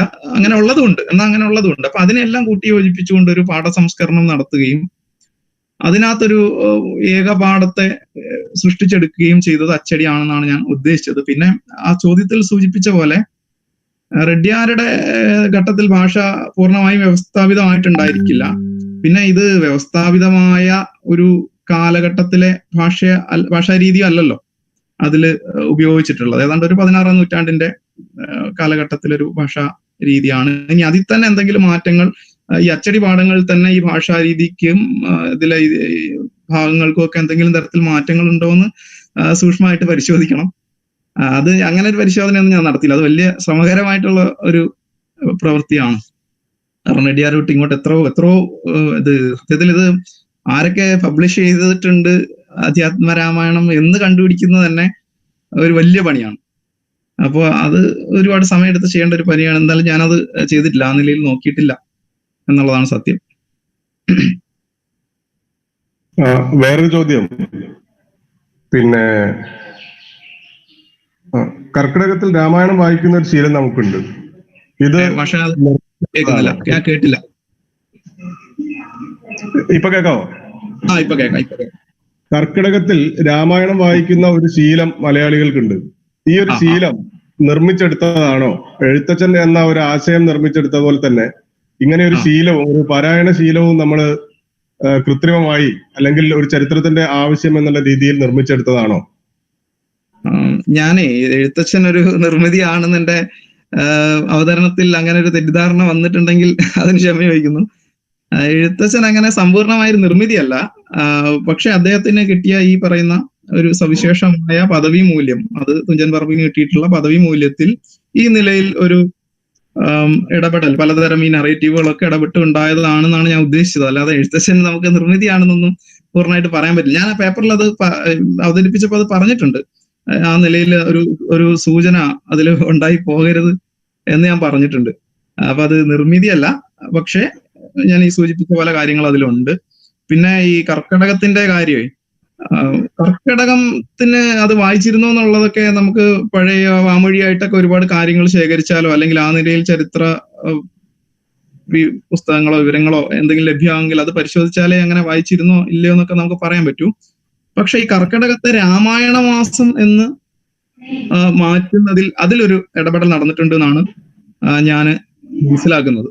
അതായത് ഒരു പ്രത്യേക ഘട്ടത്തിൽ ഇതിനെ രാമായണ മാസം എന്ന് പറയുകയാണ് ഉണ്ടായതെന്നാണ് ചില വായനകളിൽ നിന്നൊക്കെ എനിക്ക് മനസ്സിലായത്. ആദ്യമേ ഈ രാമായണ മാസം ഇല്ല, കർക്കിടക വായന അതിനു മുമ്പേ ഉണ്ടായിരുന്നു എനിക്ക്. കാരണം എന്ത് പറയാൻ കാരണം എന്താ വെച്ചാല് ഇത് നമ്മൾ അച്ചടി വഴി വലിയ തോതിൽ ഇത് പ്രചരിക്കുകയും ജനകീയമാവുകയും ഒക്കെ ചെയ്തു എന്ന് പറയുമ്പോൾ തന്നെ നമ്മൾ ഈ താളിയോലകളുടെ പ്രചാര വഴികളെ പറ്റിയിട്ടുള്ള അന്വേഷണം നടത്തുമ്പോൾ വളരെ വ്യാപകമായി, ഒരുപക്ഷെ മറ്റ് കൃതികൾക്കോ മറ്റ് കവികൾക്കോ ഇല്ലാത്ത തരത്തിൽ ഒരു വലിയ വ്യാപകമായ പ്രചാരം അതിനുണ്ടായിരുന്നു. വ്യാപകം എന്ന് ഞാൻ ഉദ്ദേശിക്കുന്നത് മനസ്സിലാവുമല്ലോ, അങ്ങനെ അങ്ങോട്ട് എല്ലായിടത്തും എത്തിയെന്നല്ല. പക്ഷേ കേരളത്തിന്റെ വിവിധ ഭാഗങ്ങളിൽ നിന്ന് കണ്ടെടുത്തിട്ടുണ്ട് രാമായണത്തിന്റെ താളിയോല പകർപ്പുകൾ. അത് വടക്കൻ കേരളം തൊട്ട് ഇങ്ങോട്ട് കന്യാകുമാരി വരെയുള്ള പ്രദേശങ്ങളിൽ നിന്ന് ഇത് കണ്ടെടുത്തതായിട്ട്, അത് ഏത് കാലത്ത് പ്രചരിച്ചു എന്നൊക്കെ ഉള്ളത് തർക്കപ്പെട്ട വിഷയമാണ്. പക്ഷെ എങ്കിലും 17-ാം നൂറ്റാണ്ടോ അല്ലെങ്കിൽ 18-ാം നൂറ്റാണ്ടോ ഒക്കെ പകർപ്പ് കാലം രേഖപ്പെടുത്തിയ താളിയോല പ്രതികൾ ഈ അഖില കേരള അടിസ്ഥാനം, ഞാൻ നേരത്തെ പറഞ്ഞ പോലെ അഖില കേരള അടിസ്ഥാനത്തിൽ ഇത് കണ്ടെടുക്കപ്പെട്ടിട്ടുണ്ട്, പകർപ്പ് കാലം രേഖപ്പെടുത്തിയത്. അപ്പൊ അതുകൊണ്ട് ഇത് വായിച്ചില്ല എന്ന് നമുക്ക് കർക്കിടകത്തിൽ വായിച്ചില്ല എന്നൊന്നും പറയാൻ സാധിക്കില്ല എന്ന് എനിക്ക് തോന്നുന്നു. ഒരുപക്ഷെ എന്റെ അറിവിന്റെ ഒരു പരിമിതി ആയിരിക്കും, എങ്കിലും വായിച്ചിരിക്കാൻ സാധ്യതയുണ്ട്. അങ്ങനെ ഒരു കൾച്ചർ പച്ചടി കൊണ്ട് മാത്രം ഉണ്ടായതാണെന്നൊന്നും ഞാൻ ഉദ്ദേശിക്കുന്നില്ല, ഈ പ്രത്യേകിച്ച് ഇങ്ങനെയുള്ള തെളിവുകൾ ഉള്ള സ്ഥിതിക്ക്. പക്ഷെ ഇതിനെ രാമായണ മാസമാക്കുന്നതിൽ ചില പ്രത്യയശാസ്ത്രങ്ങൾ പ്രവർത്തിച്ചിട്ടുണ്ട് എന്നാണ് എനിക്ക് തോന്നുന്നത്. കർക്കിടക മാസത്തിൽ രാമായണ വായന ഉണ്ടായിരുന്നിരിക്കാം. അടുത്തൊരു ചോദ്യം ഷാഹിന വി കെ ചോദിക്കുന്ന ഒരു ചോദ്യമാണ്. ഭാഷാപിതാവ് എന്ന സങ്കല്പം യഥാർത്ഥത്തിൽ പാശ്ചാത്യമോ പൗരസ്ത്യമോ? എഴുത്തച്ഛനെ നവവിമർശനങ്ങൾക്ക് വിധേയമാക്കുമ്പോൾ ഇത്തരം ഒരു പദവി ഒരാൾക്കു നൽകുന്നു എന്നത് ഭാഷാ സിദ്ധാന്തങ്ങൾക്ക് വിരുദ്ധമല്ലേ? ചോദ്യം വ്യക്തമാണോ? ചോദ്യം വ്യക്തമാണ്. ഓക്കെ, അത് ശരിയാണ്. ഞാൻ നേരത്തെ ഈ അവതരണത്തിൽ തന്നെ ഷേക്സ്പിയറിനെ പറ്റി പറഞ്ഞല്ലോ. അതുപോലെ തന്നെ മിൽട്ടനെ ഒക്കെ പറ്റിയിട്ടും പാശ്ചാത്യ ഈ പറയുന്ന ഭാഷാപിതൃ സങ്കല്പങ്ങളെ പറ്റിയിട്ടും ഒക്കെ ഉള്ള ചർച്ചകൾ ഇതിന്റെ ഭാഗമായിട്ട്, എഴുത്തച്ഛന്റെ ഭാഗമായിട്ട് വരുന്നുണ്ട്, ഒരുപാട് വന്നിട്ടുണ്ട്. അപ്പൊ അതുകൊണ്ട് അതില് പാശ്ചാത്യ ബന്ധങ്ങൾ ഒരുപക്ഷെ ഉണ്ടായിരിക്കാം. എനിക്ക് തോന്നുന്നു ഈ 1920-കളൊക്കെ ആവുമ്പോഴാണ് ഈ രേഖകൾ പരിശോധിക്കുമ്പോൾ ഈ ഭാഷാപിതൃത്വം എന്ന് പറയുന്ന സങ്കല്പം കാണുന്നത്. എനിക്ക് തോന്നുന്നത് ശങ്കരൻ നമ്പ്യാരുടെ സാഹിത്യചരിത്ര സംഗ്രഹം എന്ന് പറയുന്ന പുസ്തകത്തിലൊക്കെ ഈ ഭാഷാപിതൃത്വം പറയുന്നുണ്ടെന്നാണ് എന്റെ ഓർമ്മ. ഞാൻ ഓർമ്മയെന്നാണ് പറയുന്നത്, കൃത്യമായിട്ട് അല്ല പറയുന്നത്. അപ്പോ ഈ പിതൃസങ്കല്പം സ്വാഭാവികമായിട്ടും അങ്ങനെ ഒരു ബന്ധം ഉണ്ടായിരിക്കാം. പിന്നെ ഇതിൽ വളരെ രസകരമായ ഒരു ഭാഗം ഞാൻ കണ്ടിട്ടുള്ളത്, TB വേണുഗോപാല പണിക്കർ ഒരു സൂചന, അദ്ദേഹത്തിന്റെ ഒരു കമന്റ് ആയിട്ട് അദ്ദേഹം ഈ ചിതറിപ്പോയ സിംഹനാദവും ചില ഭാഷാചിന്തകൾ എന്ന മറ്റാണ് പുസ്തകത്തിന്റെ പേര്. അപ്പം അതിൽ പറയുന്നത് കേരളത്തിലെ ഈ മക്കത്തായത്തിൽ നിന്ന് മരുമക്കത്തായത്തിൽ നിന്ന് മക്കത്തായത്തിലേക്കുള്ള പരിണാമ ഘട്ടത്തിലാണ് ഈ പിതാവ് ഉണ്ടാകുന്നത് എന്നൊക്കെയുള്ള ചില സൂചനകൾ അദ്ദേഹം പറയുന്നുണ്ട്. അപ്പൊ ഞാനത് ആ നിലയിൽ അന്വേഷിച്ചിട്ടുണ്ടായിരുന്നു. അപ്പൊ അങ്ങനെ അതിനോട് ചേർത്ത് വെക്കാൻ പറ്റിയ ചില തെളിവുകളൊക്കെ കിട്ടിയിട്ടുമുണ്ട്. അപ്പോ ആ അങ്ങനെ ഒരു ഉൽപ്പത്തി ഞാനത് ഉറപ്പിച്ച് പറയുന്നൊന്നുമില്ല. പക്ഷെ ഈ പീരീഡ്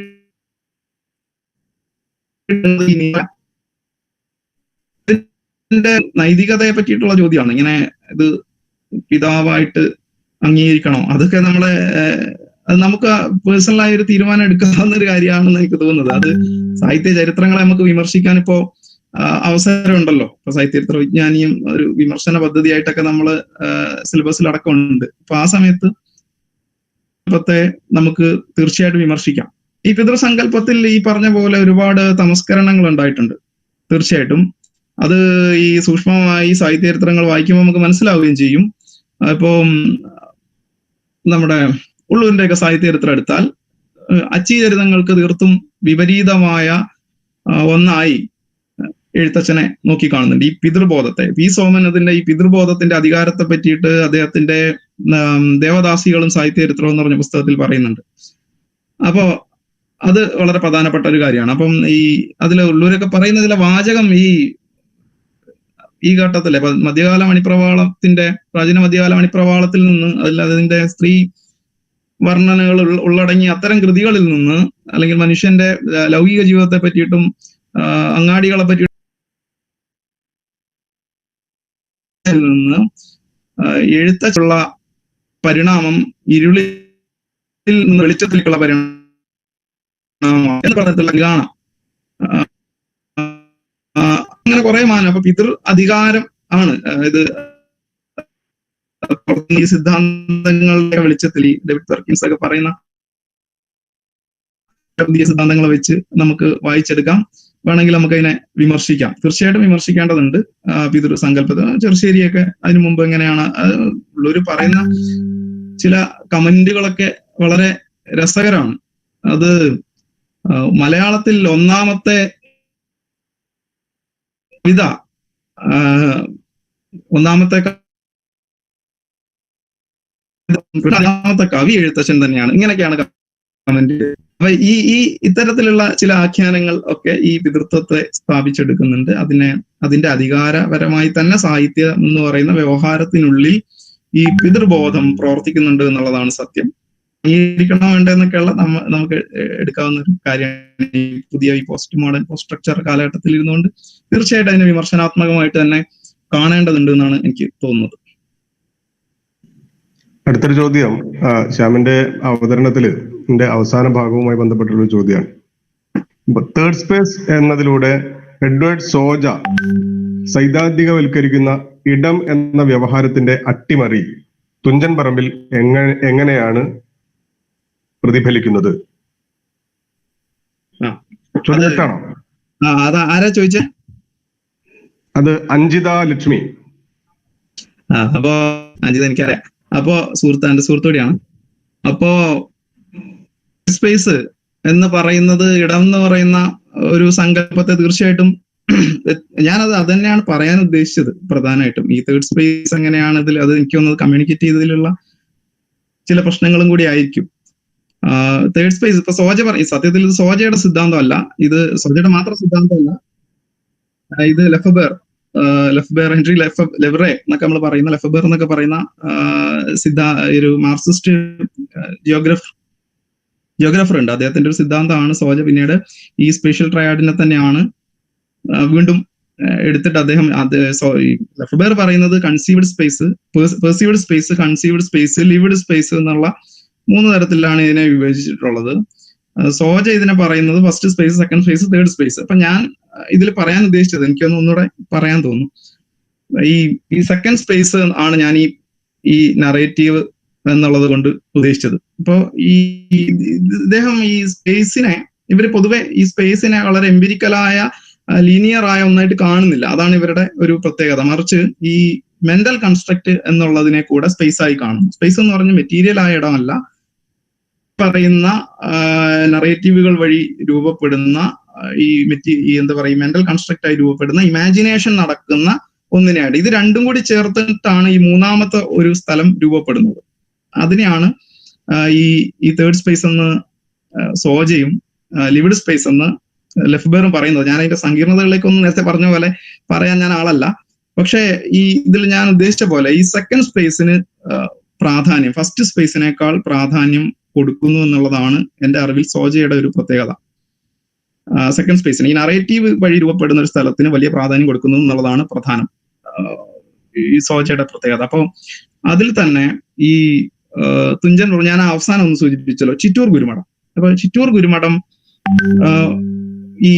ഇതിന്റെ ചരിത്രം നോക്കുമ്പോൾ ഞാൻ ആദ്യം ഈ സൂചിപ്പിച്ച ഈ തിരൂര് നടന്ന ആദ്യ യോഗത്തിലെ പ്രഭാഷണത്തിൽ പോലും സൂചിപ്പിക്കുന്നുണ്ട്, കാലങ്ങളായി ചിറ്റൂര് സാമൂതിരി വംശം സഹായങ്ങളൊക്കെ ചെയ്തു വന്നല്ലോ എന്നൊക്കെ ഉള്ള തരത്തിൽ, ചരിത്രാതീത കാലം മുതൽ ഒരു സഹായമൊക്കെ ചെയ്തു വന്നല്ലോ എന്നൊക്കെ പറയുന്നുണ്ട്. അതുപോലെ തന്നെ AC ബർണല് ചിറ്റൂര് എന്ന് പറയുന്ന സ്ഥലത്തെ പറ്റിയിട്ട് പറയുന്നുണ്ട്. അത് തുഞ്ചൻ പറമ്പില് ഗോവിന്ദപിള്ള ഇതൊരു സംശയദൃഷ്ടിയിൽ ഇത് തന്നെയാണോ ജന്മസ്ഥലം എന്നുള്ള സംശയം പറയുന്ന സമയത്ത് തന്നെ, അതിനു മുമ്പ് തന്നെ ചിറ്റൂർ ഗുരുമഠത്തെ പറ്റി പറയുന്നുണ്ട്. പിന്നെ എഴുത്തച്ഛനുമായി ബന്ധപ്പെട്ട ജീവചരിത്രങ്ങൾ പരിശോധിക്കുമ്പോൾ തന്നെ ചിറ്റൂർ ഗുരുമഠത്തെ പറ്റി പറയുന്നുണ്ട്. അപ്പൊ ഞാൻ പറഞ്ഞു വന്നത്, ഈ ചിറ്റൂർ ഗുരുമഠം ആചാരപരമായി ഒരുപാട് കാര്യങ്ങൾ നിലനിൽക്കുന്ന ഒരു സ്ഥലമാണ്. എഴുത്തച്ഛനെ സ്വത്വത്തെ സംബന്ധിച്ച് വളരെ പ്രാചീനത അവകാശപ്പെടാൻ കഴിയുന്ന ഒരു സ്ഥലമാണ്. പക്ഷെ എന്തുകൊണ്ട് നമ്മുടെ സാഹിത്യത്തിന്റെ മുഖ്യധാരയിൽ ഈ ചിറ്റൂർ ഗുരുമഠം വന്നില്ല എന്നുള്ളത് ഒരു പ്രധാനപ്പെട്ട, പലപ്പോഴും സാഹിത്യ ചരിത്രങ്ങളിലൊന്നും കാണാറില്ല. അപ്പൊ അതിന്റെ ഒരു കാരണം ഞാൻ ഈ പറഞ്ഞ പോലെ ഈ നറേറ്റീവുകൾ, സെക്കൻഡ് സ്പേസ് എന്ന് ഞാൻ പറയുന്ന ഈ നറേറ്റീവുകൾ വേണ്ട രീതിയിൽ ഈ ഗുരുമഠത്തെ കേന്ദ്രീകരിച്ചില്ല, അല്ലെങ്കിൽ അതിനെ ഈ ആഖ്യാനാത്മകമായി അവതരിപ്പിച്ചില്ല എന്ന് അത് ഞാൻ അവസാനം സൂചിപ്പിച്ചു. വള്ളത്തോൾ ഗുരുമഠത്തെ പറ്റി കവിത എഴുതിയിരുന്നെങ്കിൽ ഒരുപക്ഷെ വേറൊരു സങ്കല്പം ആയിരിക്കും. ഒരുപക്ഷെ നമുക്ക് മലയാള സർവകലാശാല ചിറ്റൂർ സ്ഥാപിക്കേണ്ടി വന്നേനെ, അല്ലെങ്കിൽ Thunchan memorial government college Chittur സ്ഥാപിക്കേണ്ടി വന്നേനെ ഒരു പക്ഷേ ഞാൻ ഈ പറഞ്ഞ സെക്കൻഡ് സ്പേസ് ചിറ്റൂരിന്റെ സെക്കൻഡ് സ്പേസ് രൂപപ്പെട്ടിരുന്നെങ്കിൽ. അപ്പൊ അതുകൊണ്ട് തന്നെയാണ് ഞാൻ ഈ പറഞ്ഞത്, ഈ സെക്കൻഡ് സ്പേസ് വളരെ പ്രധാനമായിരുന്നു തുഞ്ചൻ പറമ്പിനെ സംബന്ധിച്ചിടത്തോളം. ഈ സത്യത്തിൽ ഞാൻ പറഞ്ഞ പോലെ 1961 മാത്രമാണ് ഈ സ്പേസ് ഉണ്ടാകുന്നത്, ഈ ഫസ്റ്റ് സ്പേസ് തിരൂർ തുഞ്ചൻ പറമ്പിന്റെ ഫസ്റ്റ് സ്പേസ് ഉണ്ടാകുന്നത് തന്നെ. അതിനു മുമ്പ് ആ സ്ഥലം ഇല്ല എന്നല്ല, പറമ്പില്ല എന്നല്ല ഞാൻ പറയുന്നത്. പക്ഷെ ഇതൊരു സ്മാരകമായിട്ട് അക്വയർ ചെയ്തെടുക്കുന്നത്, ഒരു സ്വകാര്യ വ്യക്തിയിൽ നിന്ന് അക്വയർ ചെയ്തെടുക്കുന്നത് പോലും 1961 പക്ഷെ അതിനു മുമ്പ് ഈ സെക്കൻഡ് സ്പേസ് വളരെ ശക്തമായിരുന്നു. ഈ ഫസ്റ്റ് സ്പേസ് രൂപപ്പെടുന്നതിന് തന്നെ സെക്കൻഡ് സ്പേസ് വളരെ ശക്തമായിരുന്നു എന്നുള്ളതാണ് ഞാൻ പറഞ്ഞു വന്നത്. അപ്പൊ ഇത് രണ്ടും കൂടെ ചേരുന്ന ഈ ദിവ്യത, ഈ ആഖ്യാനങ്ങൾ വഴി ഉള്ള ദിവ്യതയും ഈ പറഞ്ഞ സ്ഥലവും ഈ ഫസ്റ്റ് സ്പേസും കൂടെ ചേരുന്ന ഈ തേർഡ് സ്പേസ് ആണ് നമ്മൾ ഇന്ന് അനുഭവിക്കുന്ന തുഞ്ചൻ പറമ്പ്. ഈ വളരെ ഹെജിമോണിക്കായി സാഹിത്യത്തിൽ നിലനിൽക്കുന്ന ഈ ഭാഷയുടെ കേന്ദ്രമായി അതിന്റെ പഴമയെ, പാരമ്പര്യത്തെ, പിന്തുടർച്ചകളെയൊക്കെ, ഈ ലെഗസിയെ അവകാശപ്പെടുന്ന ഈ തുഞ്ചൻ പറമ്പ് ഈ തേർഡ് സ്പേസ് ആണ്. ഇത് രണ്ടും കൂടെ ചേരുന്ന ഈ തേർഡ് സ്പേസ് ആണ്. ഈ സോജയുടെ സിദ്ധാന്തങ്ങൾ വിശദമായിട്ട് നോക്കേണ്ടതുണ്ട്. ഇത് ഇങ്ങനെ അപ്ലൈ ചെയ്യാൻ പറ്റുമോ പോലും എനിക്ക് അറിയില്ല, അത് വേറൊരു കാര്യം. ഇദ്ദേഹത്തിന്റെ നോക്കുമ്പോൾ അദ്ദേഹം ഈ സിറ്റിയെ കേന്ദ്രീകരിച്ചിട്ടൊക്കെയാണ്, അമേരിക്കൻ നഗരങ്ങളെ കേന്ദ്രീകരിച്ചിട്ടാണ് അദ്ദേഹം ഈ സ്പേസിനെ നിർവചിക്കുകയും ഈ സിദ്ധാന്തത്തെ സ്ഥാപിച്ചെടുക്കുകയൊക്കെ ചെയ്യുന്നത്. അതുകൊണ്ട് ഇത് സൂക്ഷ്മമായിട്ട് ഇത് നോക്കിയാൽ മാത്രമേ ഇത് മനസ്സിലാവൂ. ഞാൻ ഈ പറഞ്ഞ കാര്യം വ്യക്തമാണെന്നാണ് ഞാൻ മനസ്സിലാക്കുന്നത്. ഞാനിങ്ങനെയാണ് ഇതിനെ വായിച്ചെടുത്തത്. പിന്നെ ഇതിന്റെ ഇപ്പൊ ഒരു വിശാലമായിട്ട് ഇതിനെപ്പറ്റി വളരെ ആഴത്തിൽ സംസാരിക്കുന്നത് റഫീഖ് ഇബ്രാഹിം, എന്റെ അടുത്ത സുഹൃത്തു കൂടിയാണ്, ലത്തീഫ് മാഷിന്റെ സഹപ്രവർത്തകനായിരുന്നു. അപ്പൊ അദ്ദേഹമാണ് ഇപ്പോ സ്ഥലത്തിന്റെ ഈ ഒരു മൊത്ത കച്ചവടം ഏറ്റെടുത്തിട്ടുള്ളത്.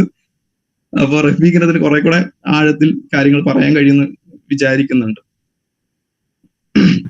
2 ചോദ്യം കൂടി വന്നിട്ടുണ്ട്. അതിലൊന്ന് വിഷ്ണു രവി ചോദിക്കുന്ന ചോദ്യമാണ്. എഴുത്തച്ഛന്റെ പിതാവ് ഒരു ബ്രാഹ്മണനാണെന്ന നിലയ്ക്കുള്ള സാഹിത്യ ചരിത്ര നിർമ്മിതിയെ വിശദീകരിക്കാമോ? രണ്ടാമത്തെ ചോദ്യം കൂടി ഞാൻ ചോദിക്കുന്നത് തന്നെ, അത് സലാഹുദ്ദീൻ ചോദിക്കുന്നത്, തുഞ്ചൻ പറമ്പ് ആഘോഷിക്കപ്പെടുന്നതിന്റെ കാരണങ്ങളിൽ MTയുടെ താരപദവി വലിയൊരു ഘടകമായി പ്രവർത്തിക്കുന്നില്ലേ? ഈ 2 ചോദ്യം കൂടെ വന്നു. വിഷ്ണു പറഞ്ഞത് പിതാവ് എന്നുള്ളതാണ്. ഞാൻ മറന്ന മറ്റേ ചോദ്യം ഒന്നുകൂടെ ഓർമ്മിക്കണം. അപ്പോ പിതാവ് എന്ന് പറയുന്നത് പ്രധാനമാണ്. അത് വലിയ ചർച്ച വന്നൊരു വിഷയമാണ് എഴുത്തച്ഛന്റെ പിതൃത്വം എന്നുള്ളത് ഐതിഹ്യങ്ങളിൽ. അത് എനിക്ക് തോന്നുന്നു എല്ലിസും മറ്റുമൊക്കെ, എല്ലിസ് എന്ന് പറയുന്നത് 1819 മറ്റോ അദ്ദേഹം മരിച്ചു പോകുന്നുണ്ട്. അതിനു മുമ്പേയുള്ള ഒരു ഐതിഹ്യം അദ്ദേഹം ആണെന്ന് തോന്നുന്നു സൂചിപ്പിക്കുന്നത്. ഇദ്ദേഹം നമ്മളിപ്പോ കാണുന്ന ഈ സിദ്ധാന്തം, ഈ ഐതിഹ്യങ്ങളൊന്നല്ല. അപ്പൊ ഐതിഹ്യങ്ങൾക്ക് തന്നെ പലതരം പരിണാമങ്ങൾ വന്നിരിക്കാം. ബ്രാഹ്മണ സ്ത്രീയുടെ പുത്രനായിരുന്നു എന്ന് പറയുന്നുണ്ട്. അതിൽ തീർത്തും വ്യത്യസ്തമായ ഒരു ഐതിഹ്യത്തിനാണ് വലിയ പ്രാബല്യം കിട്ടിയത്. പൊതുവെ സാഹിത്യ ചരിത്രത്തിലൊക്കെ വലിയ പ്രാമാണികത കിട്ടിയത് ഈ ബ്രാഹ്മണ പിതൃത്വത്തിനാണ്. അത് ഞാൻ ഈ പറഞ്ഞ ഗോവിന്ദപിള്ളയുടെ സാഹിത്യ ചരിത്രത്തിലൊക്കെ ഈ ബ്രാഹ്മണ പിതൃത്വത്തെ പറ്റി സാമാന്യമായി പറഞ്ഞു പോവുകയാണ് ചെയ്യുന്നത്. ആ തരത്തിലാണ്, അത് വിശ്വാസയോഗ്യമാണെന്നുള്ള തരത്തിൽ പോവുകയാണ്. പക്ഷെ ഞാൻ ഈ പറഞ്ഞ അതിനുശേഷം വരുന്ന കാലഘട്ടത്തിൽ 1900 അല്ലെങ്കിൽ 20ാം നൂറ്റാണ്ട് തുടക്കത്തിലൊക്കെ വരുന്ന 1910 പല ഇതുവരും നറേറ്റീവുകളൊക്കെ കാണുമ്പോൾ ഉള്ള ലേഖനമായി ഈ ബ്രാഹ്മണ പിതൃകഥ എതിർക്കുന്നുണ്ട്. പിന്നെ സാമാന്യമായി ഊഹിക്കാമല്ലോ, ഒരു പക്ഷേ ഈ ബ്രാഹ്മണിക പ്രത്യയശാസ്ത്രം അതിൽ പ്രവർത്തിച്ചിട്ടുണ്ടാകും. അസാമാന്യമായ ഒരു പ്രതിഭ ബ്രാഹ്മണ ബന്ധം ആരോപിക്കാൻ വേണ്ടി ഇങ്ങനെ ഒരു പിതൃസ്ഥാനം നൽകിയതാണെന്നൊക്കെ ഉള്ളത് നമുക്ക് വേണമെങ്കിൽ ആ നിലയിൽ ഊഹിക്കുന്ന ഒരു കാര്യമാണ്. എന്നാലും അതിനെ വളരെ വ്യാപകമായിട്ട് സാഹിത്യ പൊതുമണ്ഡലം എതിർക്കുന്നുണ്ട്.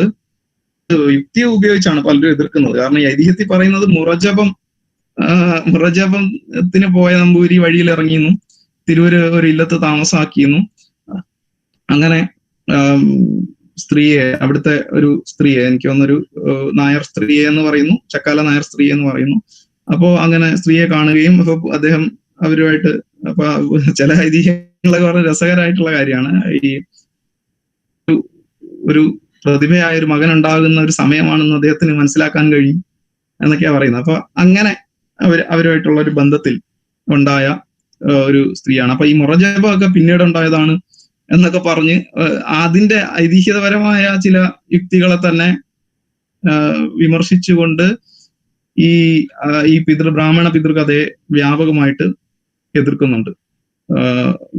ഈ പിന്നീടുള്ള സാഹിത്യ ചരിത്രങ്ങളും ആക്കിയാണ്. പിന്നെ അതിന് പിൽക്കാലത്ത് വലിയ പ്രാബല്യമൊന്നും അതിന് കിട്ടുന്നില്ല. സി രാധാകൃഷ്ണൻ നോവലിലൊന്നും അങ്ങനെയല്ലല്ലോ വരുന്നത്. അത് നോവൽ സത്യം എന്നല്ല പറയുന്നത്, പക്ഷെ അതിൽ ആഖ്യാനത്തിലൊക്കെ കടന്നു വരുന്നത് അങ്ങനെയല്ല എന്നുള്ളതാണ്. വലിയ ബ്രാഹ്മണികതയായിട്ട് അതേസമയം ഐതിഹ്യങ്ങളിൽ തന്നെ ബ്രാഹ്മണരുമായിട്ട് വലിയ ഏറ്റുമുട്ടൽ നടന്നതായിട്ട് പറയുന്നുണ്ടല്ലോ. ബ്രാഹ്മണര് ഇദ്ദേഹത്തിന് കാട് എന്നൊക്കെ പറഞ്ഞു, ഇവര് തെറ്റി ശ്ലോകങ്ങൾ ഉച്ചരിച്ചപ്പോ കാട് എന്നൊക്കെ പറഞ്ഞു. അങ്ങനെ ഇദ്ദേഹം ബുദ്ധിശൂന്യനാണ്. ഇദ്ദേഹത്തിന് മദ്യം കഴിച്ചതിന് ശേഷമാണ് അദ്ദേഹത്തിന് പിന്നിടാൻ കഴിഞ്ഞത് എന്നൊക്കെയുള്ള തരത്തിലുള്ള പല ഐതിഹ്യങ്ങളുണ്ട് എഴുത്തച്ഛനുമായി ബന്ധപ്പെട്ട്. അപ്പൊ ഈ ബ്രാഹ്മണ പിതൃകഥയെ പിൽക്കാലം തള്ളിക്കളയുന്നുണ്ട്, സത്യം. ഇനി എം ടിയുടെ ഒരു കാര്യം കൂടി സലാഹുദ്ദീൻ ചോദിച്ച എം ടിയുമായി ബന്ധപ്പെട്ടൊരു ചോദ്യം. അതെ, എം ടിയുടെ താരപദവി തീർച്ചയായിട്ടും അതുണ്ടായിരിക്കല്ലോ. എം ടി വാസുദേവൻ നായർ എന്ന് പറയുന്ന വലിയൊരു ഫിഗർ, ഒരു സാഹിത്യത്തിലെ വളരെ പ്രധാനപ്പെട്ട ഒരു വ്യക്തി അതിന്റെ നേതൃപദവിയിൽ ഇരിക്കുന്നത് എന്നുള്ളത് അതിന് ഗുണം ചെയ്തിട്ടുണ്ടായിരിക്കും, സ്വാഭാവികമായിട്ടും ചെയ്തിട്ടുണ്ടായിരിക്കും. പിന്നെ അതിനെ എങ്ങനെ നോക്കിക്കാണുന്നത് നമുക്ക് തീരുമാനിക്കാം. പക്ഷെ അത് ഒരുപാട് സ്മാരകം എന്ന രീതിയിൽ അത് വികസിക്കുന്നതിൽ അദ്ദേഹം വലിയ പങ്ക് വഹിച്ചിട്ടുണ്ട് എന്നാണ് എൻ്റെ ഒരു അഭിപ്രായം. പ്രത്യേകിച്ച് അതിനെ ആധുനീകരിക്കുന്നത്, അതിനെ ഈ പറയുന്ന പുതിയൊരു കാലഘട്ടത്തിന് ഉതകുന്ന തരത്തിൽ അതിനെ വികസിപ്പിക്കുന്നതിൽ അദ്ദേഹം വഹിച്ച പങ്കിന് നമുക്ക് ഒരു തരത്തിൽ തള്ളിക്കളയാൻ കഴിയില്ല. കാരണം ഇന്ന് കാണുന്ന പല കെട്ടിടങ്ങളുടെ പല രൂപങ്ങളും ഉണ്ടാക്കിയത് 1992 ശേഷമാണ് എന്ന് മാത്രമല്ല, അവിടെ ഒരു ഗവേഷണ കേന്ദ്രം എന്നൊക്കെ ഉള്ള നിലയിൽ അതിനെ വികസിപ്പിക്കുന്നതിൽ അദ്ദേഹം പങ്കുവഹിച്ചിട്ടുണ്ട്. അവിടെ ഈ മ്യൂസിയം, എനിക്കൊന്ന് മലയാളത്തിൽ ആദ്യത്തെ സാഹിത്യ മ്യൂസിയം വരുന്ന അവിടെയാന്ന് തോന്നുന്നു. അതിന് വളരെ ഡിജിറ്റലൈസ് ചെയ്ത ഒരു സാഹിത്യ മ്യൂസിയം, വളരെ ആധുനിക സൗകര്യങ്ങളുള്ള ഒരു സാഹിത്യ മ്യൂസിയം അവിടെ വന്നു. പിന്നെ അവിടുത്തെ ഗ്രന്ഥാലയം വികസിപ്പിക്കുന്നതിൽ പിന്നെ അദ്ദേഹമാണ് ഇരുന്നത്. 92 ഇന്ന് വരെ അദ്ദേഹമാണ് ഇരുന്നത്. അപ്പൊ അതിൽ അദ്ദേഹം വലിയ പങ്ക് വഹിച്ചിട്ടുണ്ട്. വ്യക്തിപരമായി ഒരുപാട് ഈ ഫണ്ടിന്റെ പരാധീനതകൾ ഒരുപാട് ഉണ്ടായിരുന്ന സമയത്ത് അദ്ദേഹത്തിന്റെ ഇടപെടൽ അതിലൊക്കെ വളരെ സഹായമായിട്ടുണ്ട്. അദ്ദേഹത്തിന് കിട്ടിയ അവാർഡുകൾ പോലും അദ്ദേഹം അതിൽ ഉപയോഗിച്ചിട്ടുണ്ടെന്നൊക്കെ ഞാൻ ഈ ചരിത്രം വായിക്കുമ്പോൾ അറിഞ്ഞിട്ടുണ്ട്.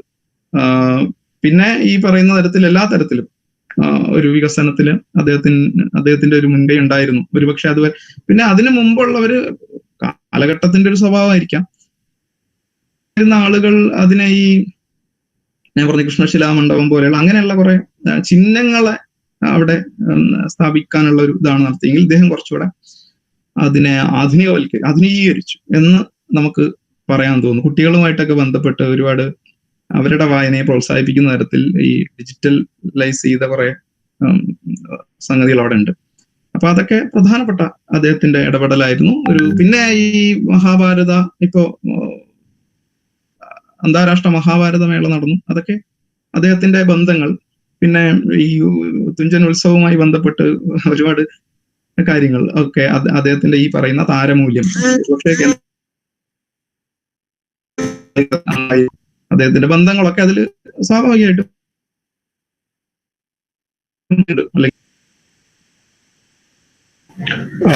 ഒരു ചോദ്യം കൂടി വന്നിട്ടുണ്ട്. അത് നേരത്തെ വന്നൊരു ചോദ്യത്തിന്റെ ഒരു ആവർത്തനം തന്നെയാണ്.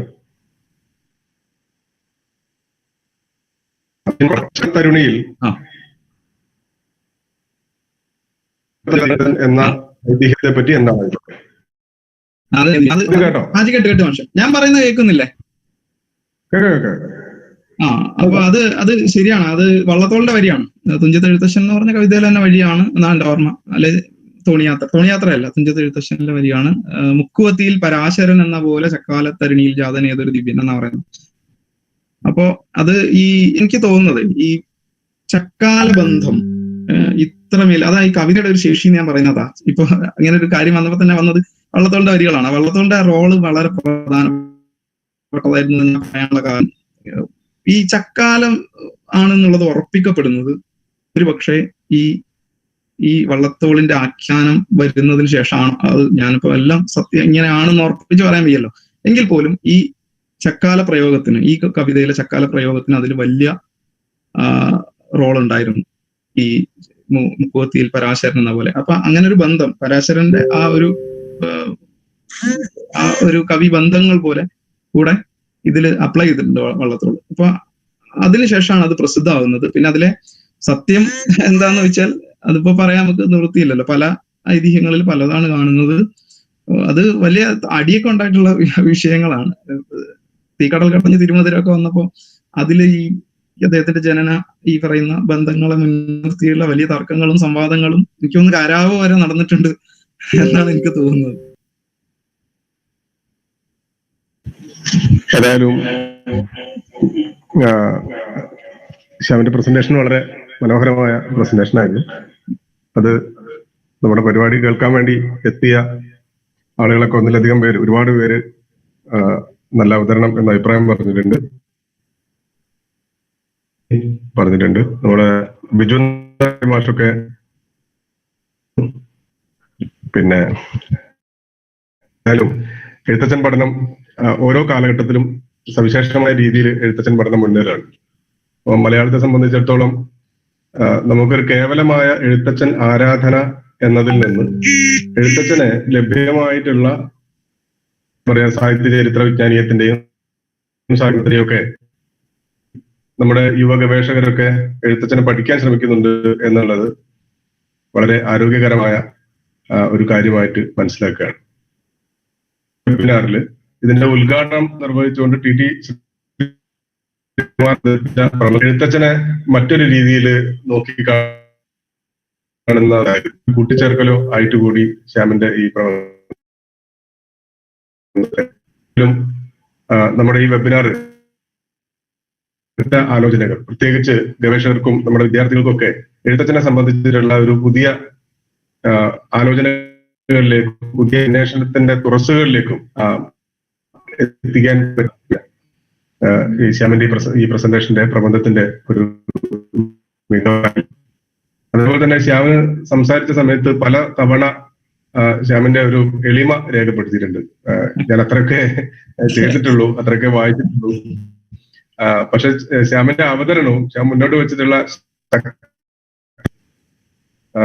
ശ്യാം പുലർത്തുന്ന ആ എളിമയെ മറികടക്കുന്നതാണ് എന്ന ഒരു നിരീക്ഷണം കൂടി നമ്മുടെ സർവകലാശാലയില് പിന്നെ മുഖ്യ കേന്ദ്രത്തിലെ ഗവേഷകരായിട്ടുള്ള ശ്യാമും അതേപോലെ തന്നെ റഫീഖ് ഇബ്രാഹിമും ഒക്കെ പുതിയ അന്വേഷണ വഴികൾ വലിയ ആഹ്ലാദം ഉണ്ടാക്കുന്നുണ്ട്. നമുക്ക് 6 മണിക്കും 8 മണിക്കും കൂടി ഓരോ പ്രസന്റേഷനും കൂടി ഉണ്ട്. നമ്മളിത് അവസാനിപ്പിക്കുകയാണ്. ശ്യാമിന് എന്തെങ്കിലും പറയാനുണ്ടോ? വളരെ സന്തോഷമുണ്ട്, വളരെ നന്ദിയുണ്ട്. കാരണം നമ്മൾ കുറെ കാലമൊക്കെ ഇതിന്ന് പല ഏരിയകളിൽ നിന്നൊക്കെ വിട്ടുനിന്ന സമയത്ത് ഗവേഷണമൊക്കെ കുറെ മന്ദീഭവിച്ചിരിക്കുന്ന ഒരു സമയത്ത് തിരിച്ച് അതിലേക്ക് കൊണ്ടുവരാൻ ഈ ഒരു എനിക്ക് തോന്നുന്നു. ആ നിലയിൽ വ്യക്തിപരമായി എനിക്ക് വലിയ സന്തോഷമുണ്ട്. ലത്തീഫ് മാഷോട് ഉള്ള പ്രത്യേക നന്ദി. മാഷാണ് അതിൽ എന്നെ ക്ഷണിച്ചിട്ടുള്ളത്. അപ്പോ അതിലുള്ള പ്രത്യേക നന്ദി രേഖപ്പെടുത്തുന്നു. പ്രത്യേകിച്ച് വേണ്ടി പ്രാദേശിക കേന്ദ്രത്തോടുള്ള ഇത് ഈ സെഷൻ ഞങ്ങളുടെ വകുപ്പ് അധ്യക്ഷൻ കൂടിയായിട്ടുള്ള രഘുകുമാർ മാഷ് തിരുവനന്തപുരത്ത് നിന്ന് ഞങ്ങളെ ഷുക്കൂർ ഇതിന്റെ സാങ്കേതികമായ കാര്യങ്ങളൊക്കെ നിയന്ത്രിച്ചുകൊണ്ട് പട്ടാമ്പിയിലാണ്, ഞാൻ കോഴിക്കോട്ടും. ഏതായാലും നമ്മുടെ മുഴുവൻ അക്കാദമിക സമൂഹത്തിനും വേണ്ടി ഇതിനകത്ത് ഒരു 50 താഴെ ആൾക്കാരൊക്കെ വന്നിട്ടുള്ളൂ. പക്ഷെ അവര് അതിന്റെ ഒരു പ്രാഥമിക ഭാവത്തിൽ നോക്കിക്കഴിഞ്ഞാൽ കോഴിക്കോട് വരെയുള്ള ആൾക്കാർ അതിനകത്ത് കാണാം. നമുക്ക് അധ്യാപകരുണ്ട്, വിദ്യാർത്ഥികളുണ്ട്, ഗവേഷകരുണ്ട്, എല്ലാവരും ഉണ്ട്. അപ്പൊ എല്ലാവർക്കും വേണ്ടി ഈ പരിപാടിക്ക് വേണ്ടി ശ്യാമിനോട് നന്ദി അറിയിക്കുകയാണ്. ഇതിൽ പങ്കെടുത്തിട്ടുള്ള എല്ലാവർക്കും നന്ദി അറിയിച്ചുകൊണ്ട് ഈ പരിപാടി